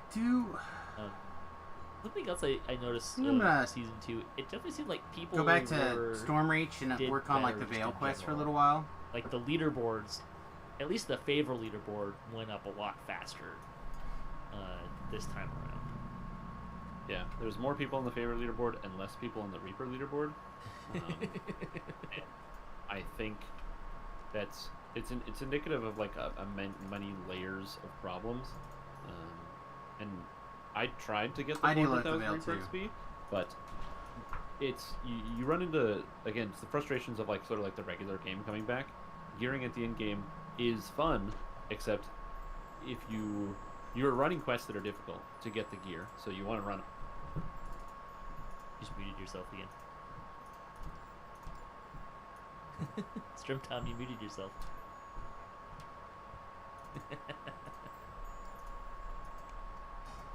Veil and Evening Star, your I'll just favorite? dump I don't the like Veil, he's Evening freaking Star. out. I feel like a lot of the yeah, quests are really dark. Oh, there you go. But I was just saying that there's the issues. I do that like came up Veil quite a bit. when you're trying to farm out and get the right gear. You're farming the gear on difficulties that are probably higher than you can handle, so you have to be really slow and really careful and hope no one in your party dies. Yeah. And then you do that, and you get like a full party of 6, and you have everybody doing rerolls, and people are not getting the gear that they need, so you have to take a break and come back a week later and do the same thing again, and it gets like just like mind numbing at some points. And so then once you get all that, then you have to log in every day and do your Reaper dailies and stuff.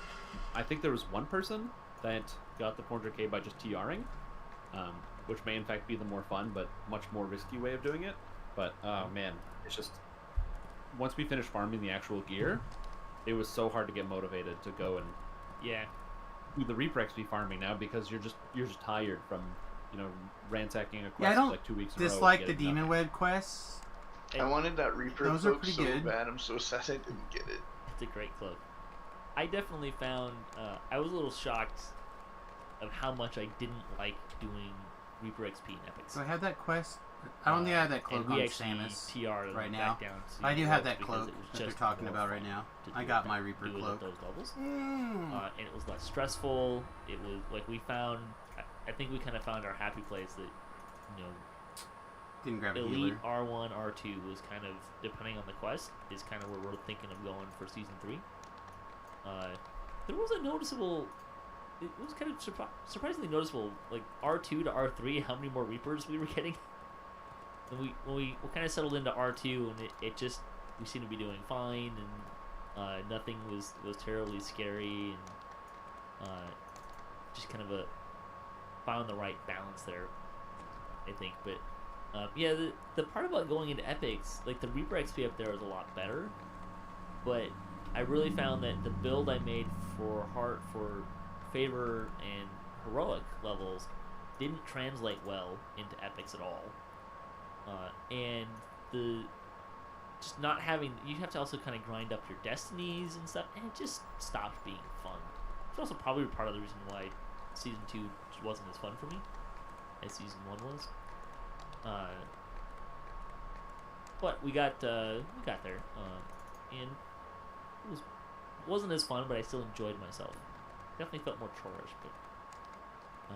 but myself on the Reaper end, I got attuned from 1 to 20, and I had 6 Reaper points by the time that was over, and I was like, I'm gonna TR and do it again, but with a better build. And I moved, and my laptop's trackpad, which is basically my mouse, got damaged. So when I was trying to do Stealthy Repo, I missed a ladder, and a Carnage Reaper was like, "Big mistake, Mother Jumba," and it was over. yeah, that can happen. I mean, there's definitely more risk because you're getting less Reaper XP right at those lower levels. But I think there's a lot of choices you can make on how to do it. The people in the last 2 seasons that have had a lot of success in Reaper XP ground out epic level stuff and started doing epic level Reaper stuff. And it worked really well for them. Well, we did it one day. Like literally, we got everybody geared. Finally, at level 30, people had their epic destinies and stuff, and then we did one round of a whole bunch of quests on Reaper 4, and we went from 0 to 140,000 Reaper XP. Yeah. In like 4 hours. Yeah, if you do all of that groundwork, it can be really effective. I found doing that groundwork really soul crushing and not fun. Honestly, like if Ransack wasn't a problem, it would have been fine. I can grind and do stuff, but and I understand it for like raids, how they have like the 3-day timer, so you have to repeat your raids and all that. But the Ransack in the base game, it's so irritating when you spend the money on the shards and you have a whole group, and I understand like the solo complaint, but you have 6 people, Sure. and they're all rolling, and you can't get an item to drop and the thing ransacks. Yeah. It makes you just want to quit DDO entirely, like literally uninstall the game and never play again. RNG does not smile upon you, sir. Yeah. This season, Alright, I already killed a spent spider, 11 so hours trying to spider get killing my mode on. Fawn boots from Ravenloft, and I actually had to hope other people run the quest and hope that they will pass me the boots out of the kindness of their heart for helping them through Death House. Sure. And I, on the 11th hour, I stayed up. It was like 3 o'clock in the morning. I would not quit until I get these boots. I was beyond ransack. I really think that if they're going to continue doing this hardcore thing, they should just like ransack exempt this server. Yeah, they Because should ransack off Hardcore League, 100%. Even if they just 100%. had a store item that was, about the same cost as a raid timer, just reset your chest ranks. Might be an option. Sure. Yeah, just clear it all away. Just something. They need a solution to this problem. Yeah. Anything else you did or didn't like about this season of Hardcore? I'll agree with all that. Agree with all that they just Like said. I said, I liked it. I liked it more than last Hardcore League because we got the new champions and stuff. I liked a lot of the cosmetics. The bone helmet is really cool and unique because of the placement on your character. I think that's one of the things I liked it a lot, especially if you look at some of the races that don't wear helmets quite as well, like Dragonborn. I think it looks really good on. Same thing with the. It does look the really good on typhoons, Dragonborn. The horns and how it interacts. Yeah. So I actually thought it looked really great. I didn't like it at first, but then it started to grow on me more. I am sad that they didn't do the alternative cosmetics, like the toggleable ones, where there was the eyes or the feet. I thought the feet was really cool as an idea, and I thought maybe they could expand upon that either in the store with new colors that you could buy or something, or a special Witty. effect for the next league. Hey, buddy, what's going on?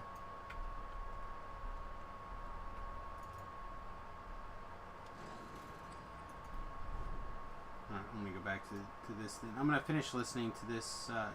And we haven't heard Should be anything pretty about close that here. and seen it, so And we'll kinda, touch base again. miffed about that. In the But voice chat. the horse is good, so.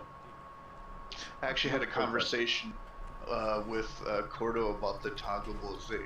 They decided not to go there because they're like, I don't think people like going through their feet list. And I'm like, no, we love it. Wait, I definitely like going through my feet list instead of my fuller and fuller inventory. Yeah.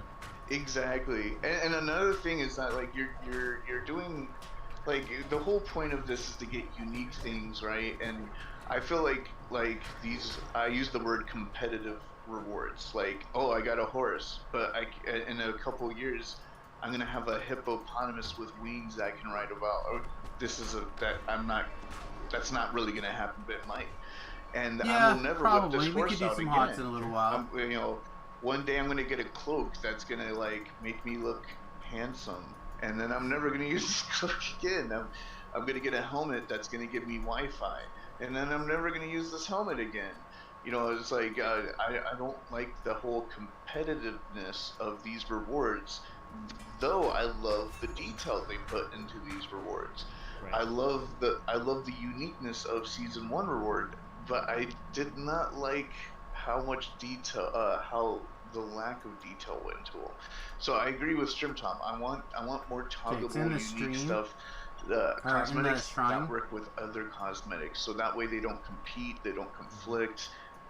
It's all harmony of beautiful, sparkly eyes and butterflies coming out of my back or something. I would like to see them too make it so that on any given hardcore season, say that you hit the 5,000 favor, and then the vendor would let you pick, okay, which of do you want the season 1 reward, the season 2 reward, the season 3 reward? Right, give us an option there. I think I would really like to have that. I don't like the idea Oh, they've to be given able to go out. back to the previous seasons and Right. get the reward? So if you miss season 1 and season 3, let's say you got 5,000 favor, you say I don't really want this, whatever that favor reward is. I want the feet. See, there's two problems with that. One, you're cheating yourself out of Season 3's reward. But if you don't like Well, it, then can you do don't it like again. it. Like if you get 5,000 favor again with another character, you can get another one. I'm not. What I'm kind of reacting to is I don't like the idea that you can never ever get this again. But that's what makes it like the reason you want to farm for it right now and not like later, because you want to get in and play, and it draws the hype because it's an exclusive reward that you can only get right now. So that Bone Well, Horse, I think you can still do it, and that you can only get it from hardcore. But people, because I have the feet, right, and I go around and people say, "Oh, that's cool. How can I get that?" I'm like, well, you can't. exactly, you can't. But You that's not fun to tell people. And I But think it's you not would fun. I think it would actually drive more people to hardcore in later seasons if people could get something there. If you still have a new reward, there's still a reason for you to go there. Yeah, but I can't get. There's tons of exclusives that many people can't get. Pre-orders for expansions and And all people sorts don't of like that a lot. Like that's a common thing that comes up. stuff. Well, Just saying. The Silver Dragon armor is kind of like a sore spot for me. yeah, it's the Silver Dragon armor. It's really cool, and I'm glad I bought it. Lucky. It's that I agree in the sense that it feels bad to see something that you are unfortunately unable to get. I've been playing a couple other games, and when you see people with cool mounts and other things, that's like, oh well, this content doesn't exist, or you can't get this anymore. It kind of feels bad, but there's going to be more new stuff in the future. Sure. It's not like you won't be able to get other new stuff that's cool in the future. It does put a carrot at the end of the stick. Like you let's say you're a new player and you're like, wow, bloody footprints. How do you get that, Strimtom? You can't. You had to been around the last year for Hardcore Season 1. Whoa, what's Hardcore? It's a server VIP. Oh, I'm gonna get VIP today, right now, just for Season 3. oh, I'm gonna work hard on season 3 to get my cool reward, and then I'm gonna tell a new player, hey, guess what? You can't have this. I don't know. I don't see a huge benefit to saying that you can't ever get it again. As long as there's a new reward, I don't see how that. Comparing the two options, if season 3 comes out, you can only get season 3 rewards. People who want season 3 rewards are going to go there. If you can also get season 1 rewards, you will have people who want the season 3 and the season 1 rewards go there. You just have more people. Like, I don't see how that doesn't result in more people playing. I don't think that they're never gonna get this. I don't think they're gonna get the exact this, because the way I'm not like naming names. I don't want to put anyone out there, but they're like, we just look at whatever the artists were doing around on their downtime, and we just pick those things as rewards. That's 1,000% like, what they oh, do. so these bloody footprints can come back as black footprints, Correct. right? Like, or they could come back as muddy footprints. That's Correct. a different kind of reward. Like, maybe they won't ever get red footprints, but you know, if they ever need a reward for something, they're probably going to take it, flip the color, and then be like, bam, yeah, here's some muddy footprints. Welcome to the muddy footprint reward. Yeah, I understand again that, you know, there's going to be more people that would want to get things in the future, but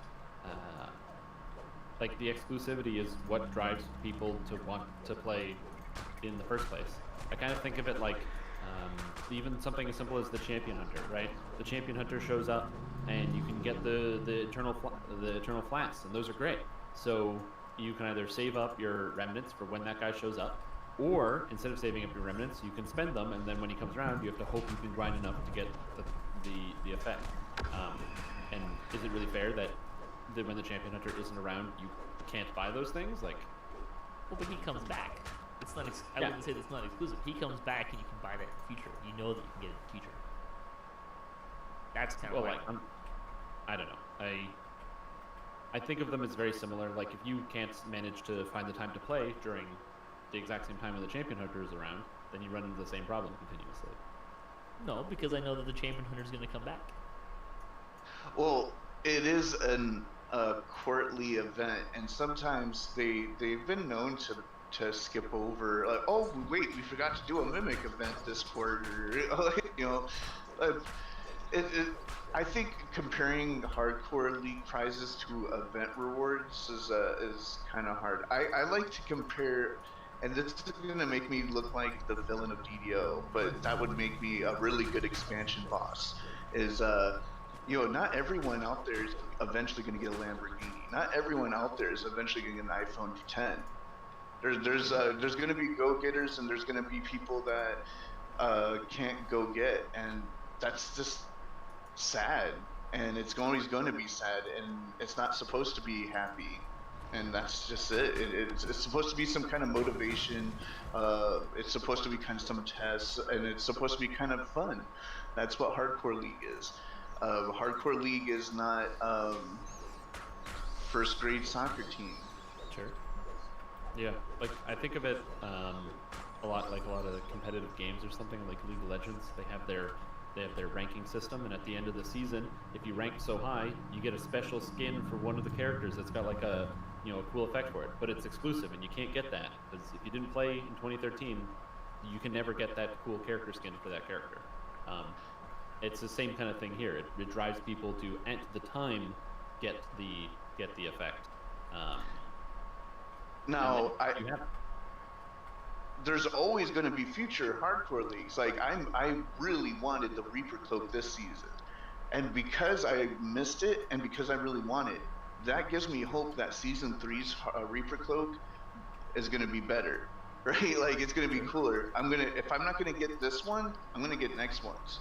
And if next one ends up being lame, then maybe season 4. There's always a future season that they're gonna provide a prize.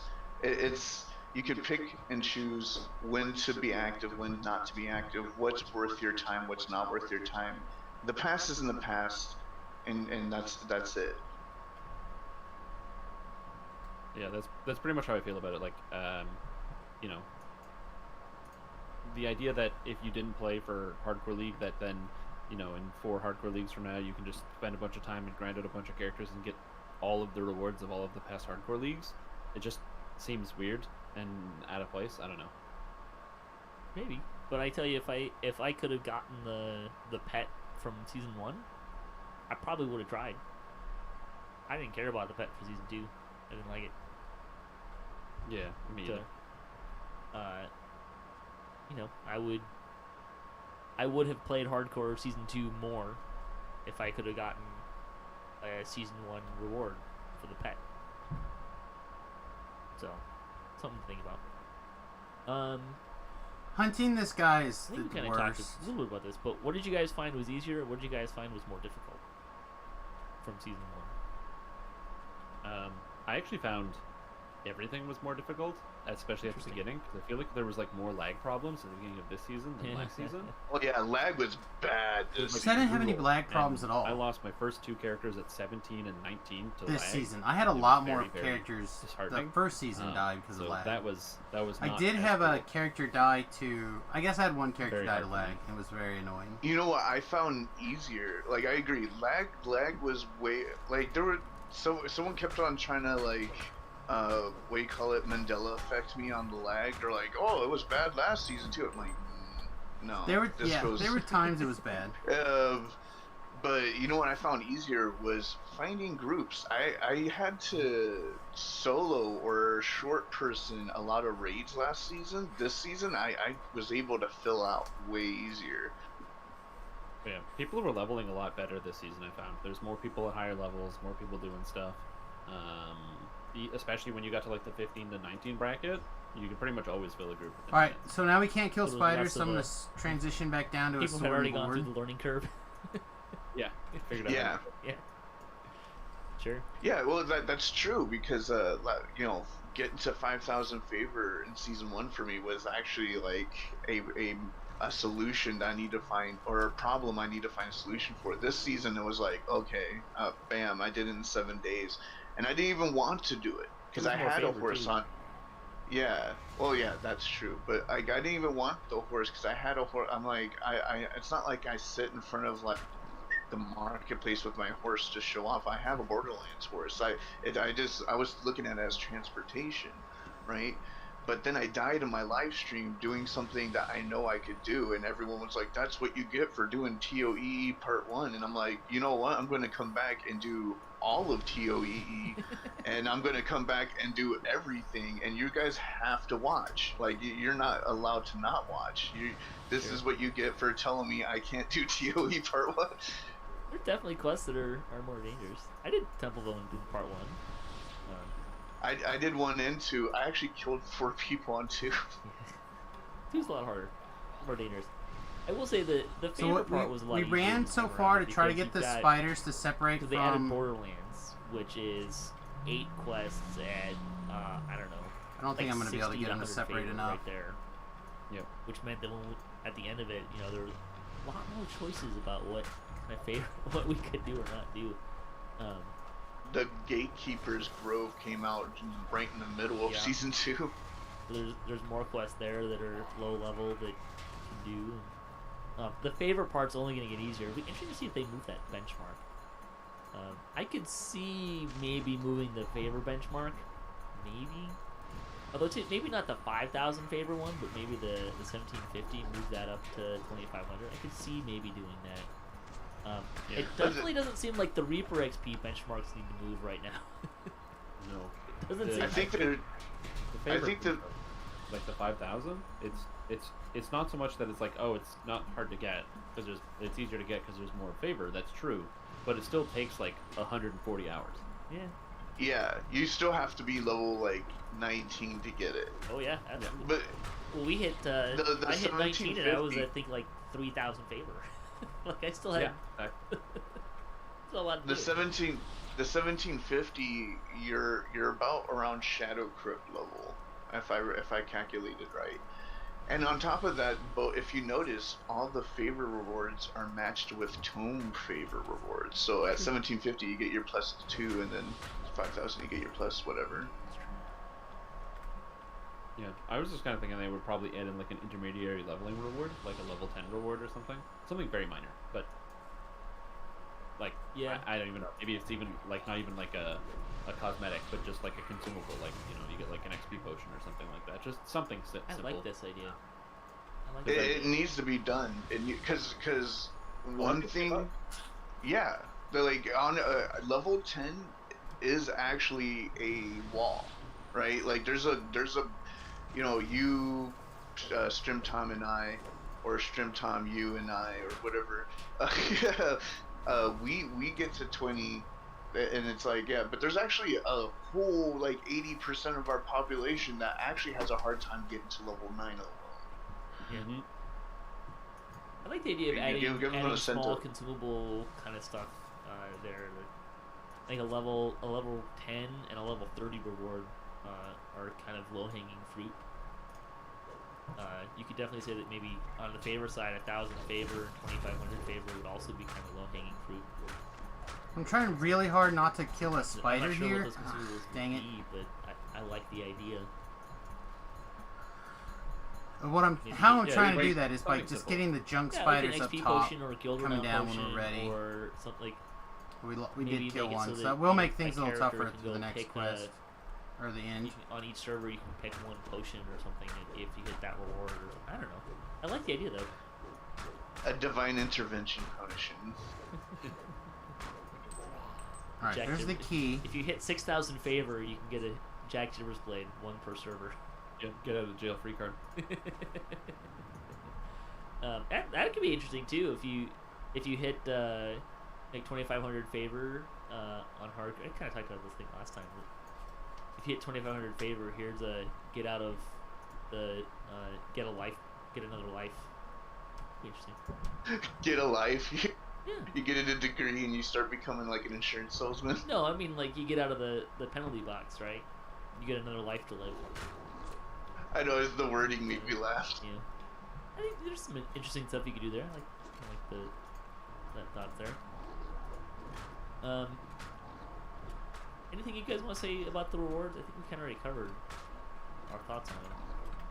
Yeah, I mean, I don't really care too much about the cosmetic pets, so the 400k Reaper XP is something that I find, like, I want to grind because I want to The tell benchmark myself is I there. can do it. Yeah. Like, I want to prove to myself that I can do it every league, but, like, the dredge sucks. It just doesn't look good. It sounds terrible. So, at least the Reaper is, like, at least silent, so it just kind of follows you around, but I don't like the dredge at all. Yeah, my mascot is my little scarecrow, Joseph the Scarecrow pet Larry, so unless they're going to come out with a better scarecrow pet one of these seasons, I have no motivation to go up there. Kudos on the Reaper cloak this season, instead of just redoing the Night Rebels cloak with an emblem on the back. Both the More cloaks look bring- great. Yeah, but I want the uniqueness of season 1 with the detail of season 2. That's pretty much the short recap of what I feel. Did anyone figure out what the tail is on the level 20 cloak? I believe that the whole theme is war. You know how in Forgotten Realms lore. Oh yeah, you don't lore. So the devils and demons are in an eternal war, and in Eberron, Shavrath is the realm of war. So a lot of angels and devils hang out there. So the thing that's hanging off your back is probably a body part of someone who's fallen into this devil or demonic or angelic war. That's why the dretch is armored up. That's why your horse is armored up, and that's why the helm you're wearing fits well with tieflings and stuff, because it probably used to belong to their great granddaddy that lost his life in a war. You know, like it's all about devil warfare. Yeah. So Yeah, I thought it was just like the spine of like a devil or something. Looked like it was Yeah, a that's right. tail or something. Yeah. yeah.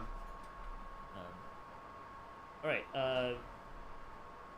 Did you have any? Did you learn any new lessons in Hardcore Season 2? Yes. I mean, not really. I'm not sure. I don't think I really learned too much. I found that the things that killed me the most were lag. I learned that spawn screen prevents you from taking strength damage from shadows. I did not know that. It's not super helpful because in all the quests where there's lots of shadows, like the shadow crypts, the monsters permanently just spam cast dispel magic on you the whole time. So it's very annoying. But yeah. There's a lot of things that you can be annoyed by from enemies, like knockdown effects, and the dispel magic is up there. Surprised, it's a sneaky one. You don't think about it very much. It's a sneaky annoyance. Huh.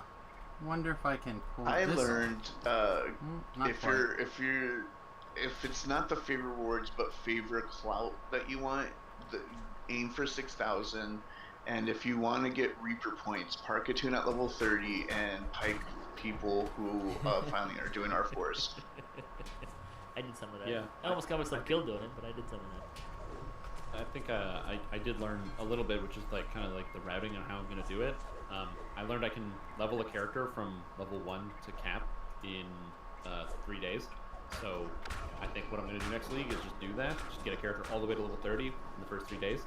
And then slowly do the Reaper XP. Instead of trying to push all into one session or like try to cram it in, just slowly do it as people level up and get that stuff. So that way you don't have to worry about ransack and getting stressed when you're not pulling items. You actually have the whole league to figure it out. Sure. Yeah, makes sense. Yeah, I got a different. I came up with a different build that I'm gonna, different tank build that I'm gonna go for next time. That includes trapping skills instead of a bear tank. The bear tank is good, but I think it has some noticeable weaknesses, like it doesn't use scrolls very well. Renegade Master Maker is amazing. That's kind of where I'm going. So my next time I'm gonna do a artificer, either a fighter or paladin, and then possibly a level of wizard, and go back to that tank build, which I've done before. And I think it has more utility to it that I think will be very helpful to what I want to be able to do in hardcore. Because at that point, I've got a tank and a trapper, and that's a really strong combination to start with. And then a friend with that's a healer, and go to town. Yeah, I'm just gonna play Fire Sorcerer again.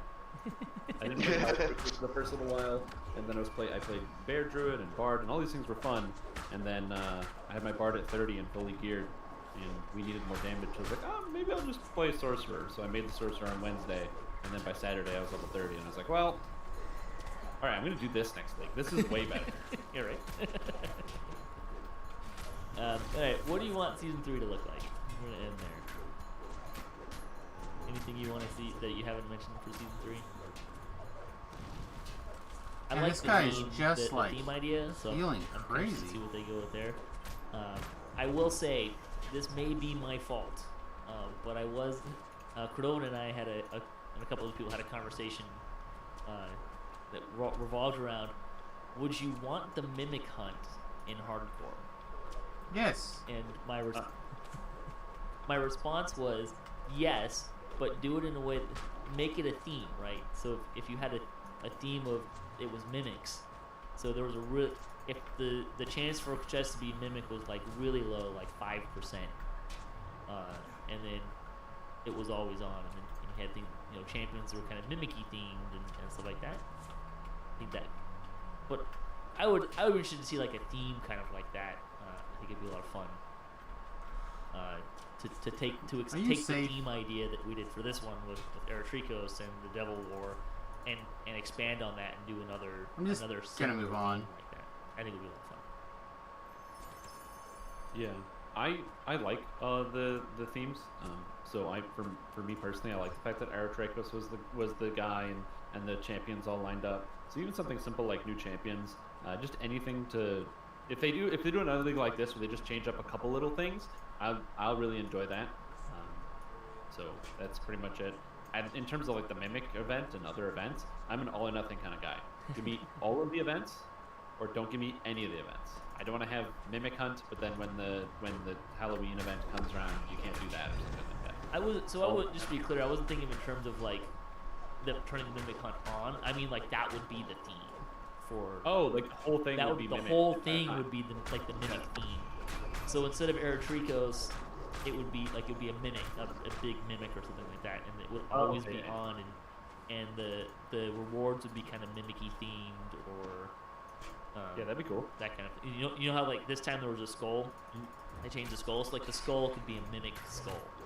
I don't know if mimics have skulls, but you kind of like have mimics be the theme instead of rebels. Yeah, that'd be cool. Technically, they're part of the Ooze family, but that's lore. What I like to see, I kind of like I kept on bringing this up to Cordo on the Wednesday live streams. I'm like, is every season gonna have a new host? I like this idea that, like, it's kind of like anime-esque in a way where, like, oh, first season the Reapers are like hardcore. We want your souls, permadeath, and then Eritricos made a deal and or betrayed the Doom Reaper that was running it, and he took over. And then like let's have Milicia be like, oh yeah, I sent him on a wild ghost dog chase. Now it's succubus theme. And then like Jeets comes in. He's like, oh, I tried to marry her and she ran away. Now I'm running Hardcore League, and just like keep have the guy from Dreaming Dark come by and he's like, yeah, I took over Jeets' brain. Now I'm running Hardcore League, and then let's. Strahd comes by. He's like, I know the dream, but now I run Hardcore League. And then just like keep on having this whole anime tournament thing where the big bad is just like, let's run a tournament and I will fight you at the end, Goku. And then it'll just be fun and just keep the themes. But he's like, we don't know if we're gonna settle on that or not. Or I'm like, oh, if I see Eritricos again, I'm like, hey, just clocking in at work, Eritricos. No, I want the theme to change with the host. I want it to be like, we kicked Eritricos out, and now we're running Hardcore League. Matter of fact, that's why we even have a Hardcore League, is because we took over, and we want to do it our way. I think there's a lot of room for themes, right? Like you could do a lot of like the Mimics is a really easy one. Do a pirate one. I'm not sure what that would look like necessarily, but a pirate one would work. The Abbot could be an interesting, like what would the world look like if the Abbot was the host?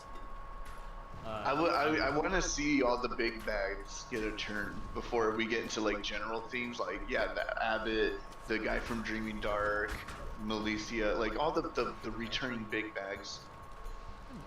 I like the theme, and I'm interested to see what they do theme wise and kind of explore what they can do with themes. All right, so normally when I do this, I also have it have impact in gameplay. Like the devil theme, the only thing it really changed was the champions, which was great. Normally what I do is I stand up here on this, on this light. The reason why the Mimic one kind of stands out for me is and it lets me kind of a little bit more, right? Like, oh, suddenly the chest can be a Mimic sometimes. Low chance, but, it could be a Mimic sometimes. But what other ways could I kind of happen? Right, like maybe I'm over if this the Abbot, those ideas are all fun. The ideal world of what it should look like doesn't like that hypothetical doesn't affect me that much right this minute. Oh god, I need these spider guys to like pick a spot a little bit further away from me here.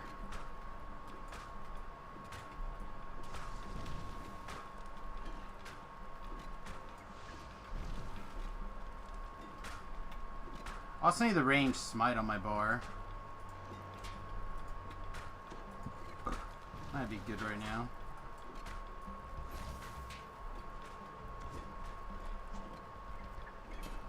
So this is one of the quests where I guess strike through is bad, huh? And because I can't kind of streamline that. I just failed the quest. Oh, because the queen died. All right, yeah, I'm kind of over things right this second. That is too annoying for me. And just let these guys beat on us.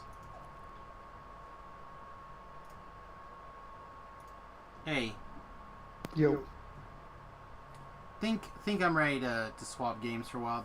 This quest just failed on me, and kind of for malarkey, and that is generally a pretty solid way to piss me off. So Alright. let's see. Let's start making some switches to things here. Alright, check the. Oh, okay, that's all fine. Alright,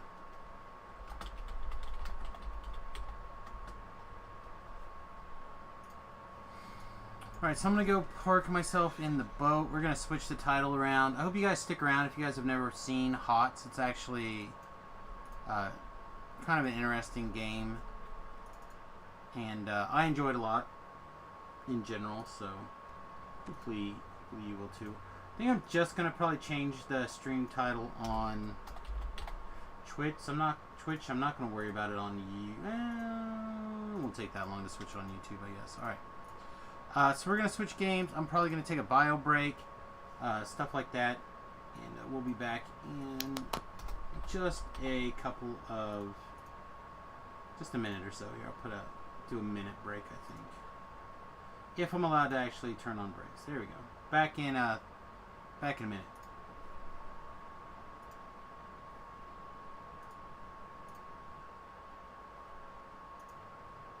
And HOTS and all right.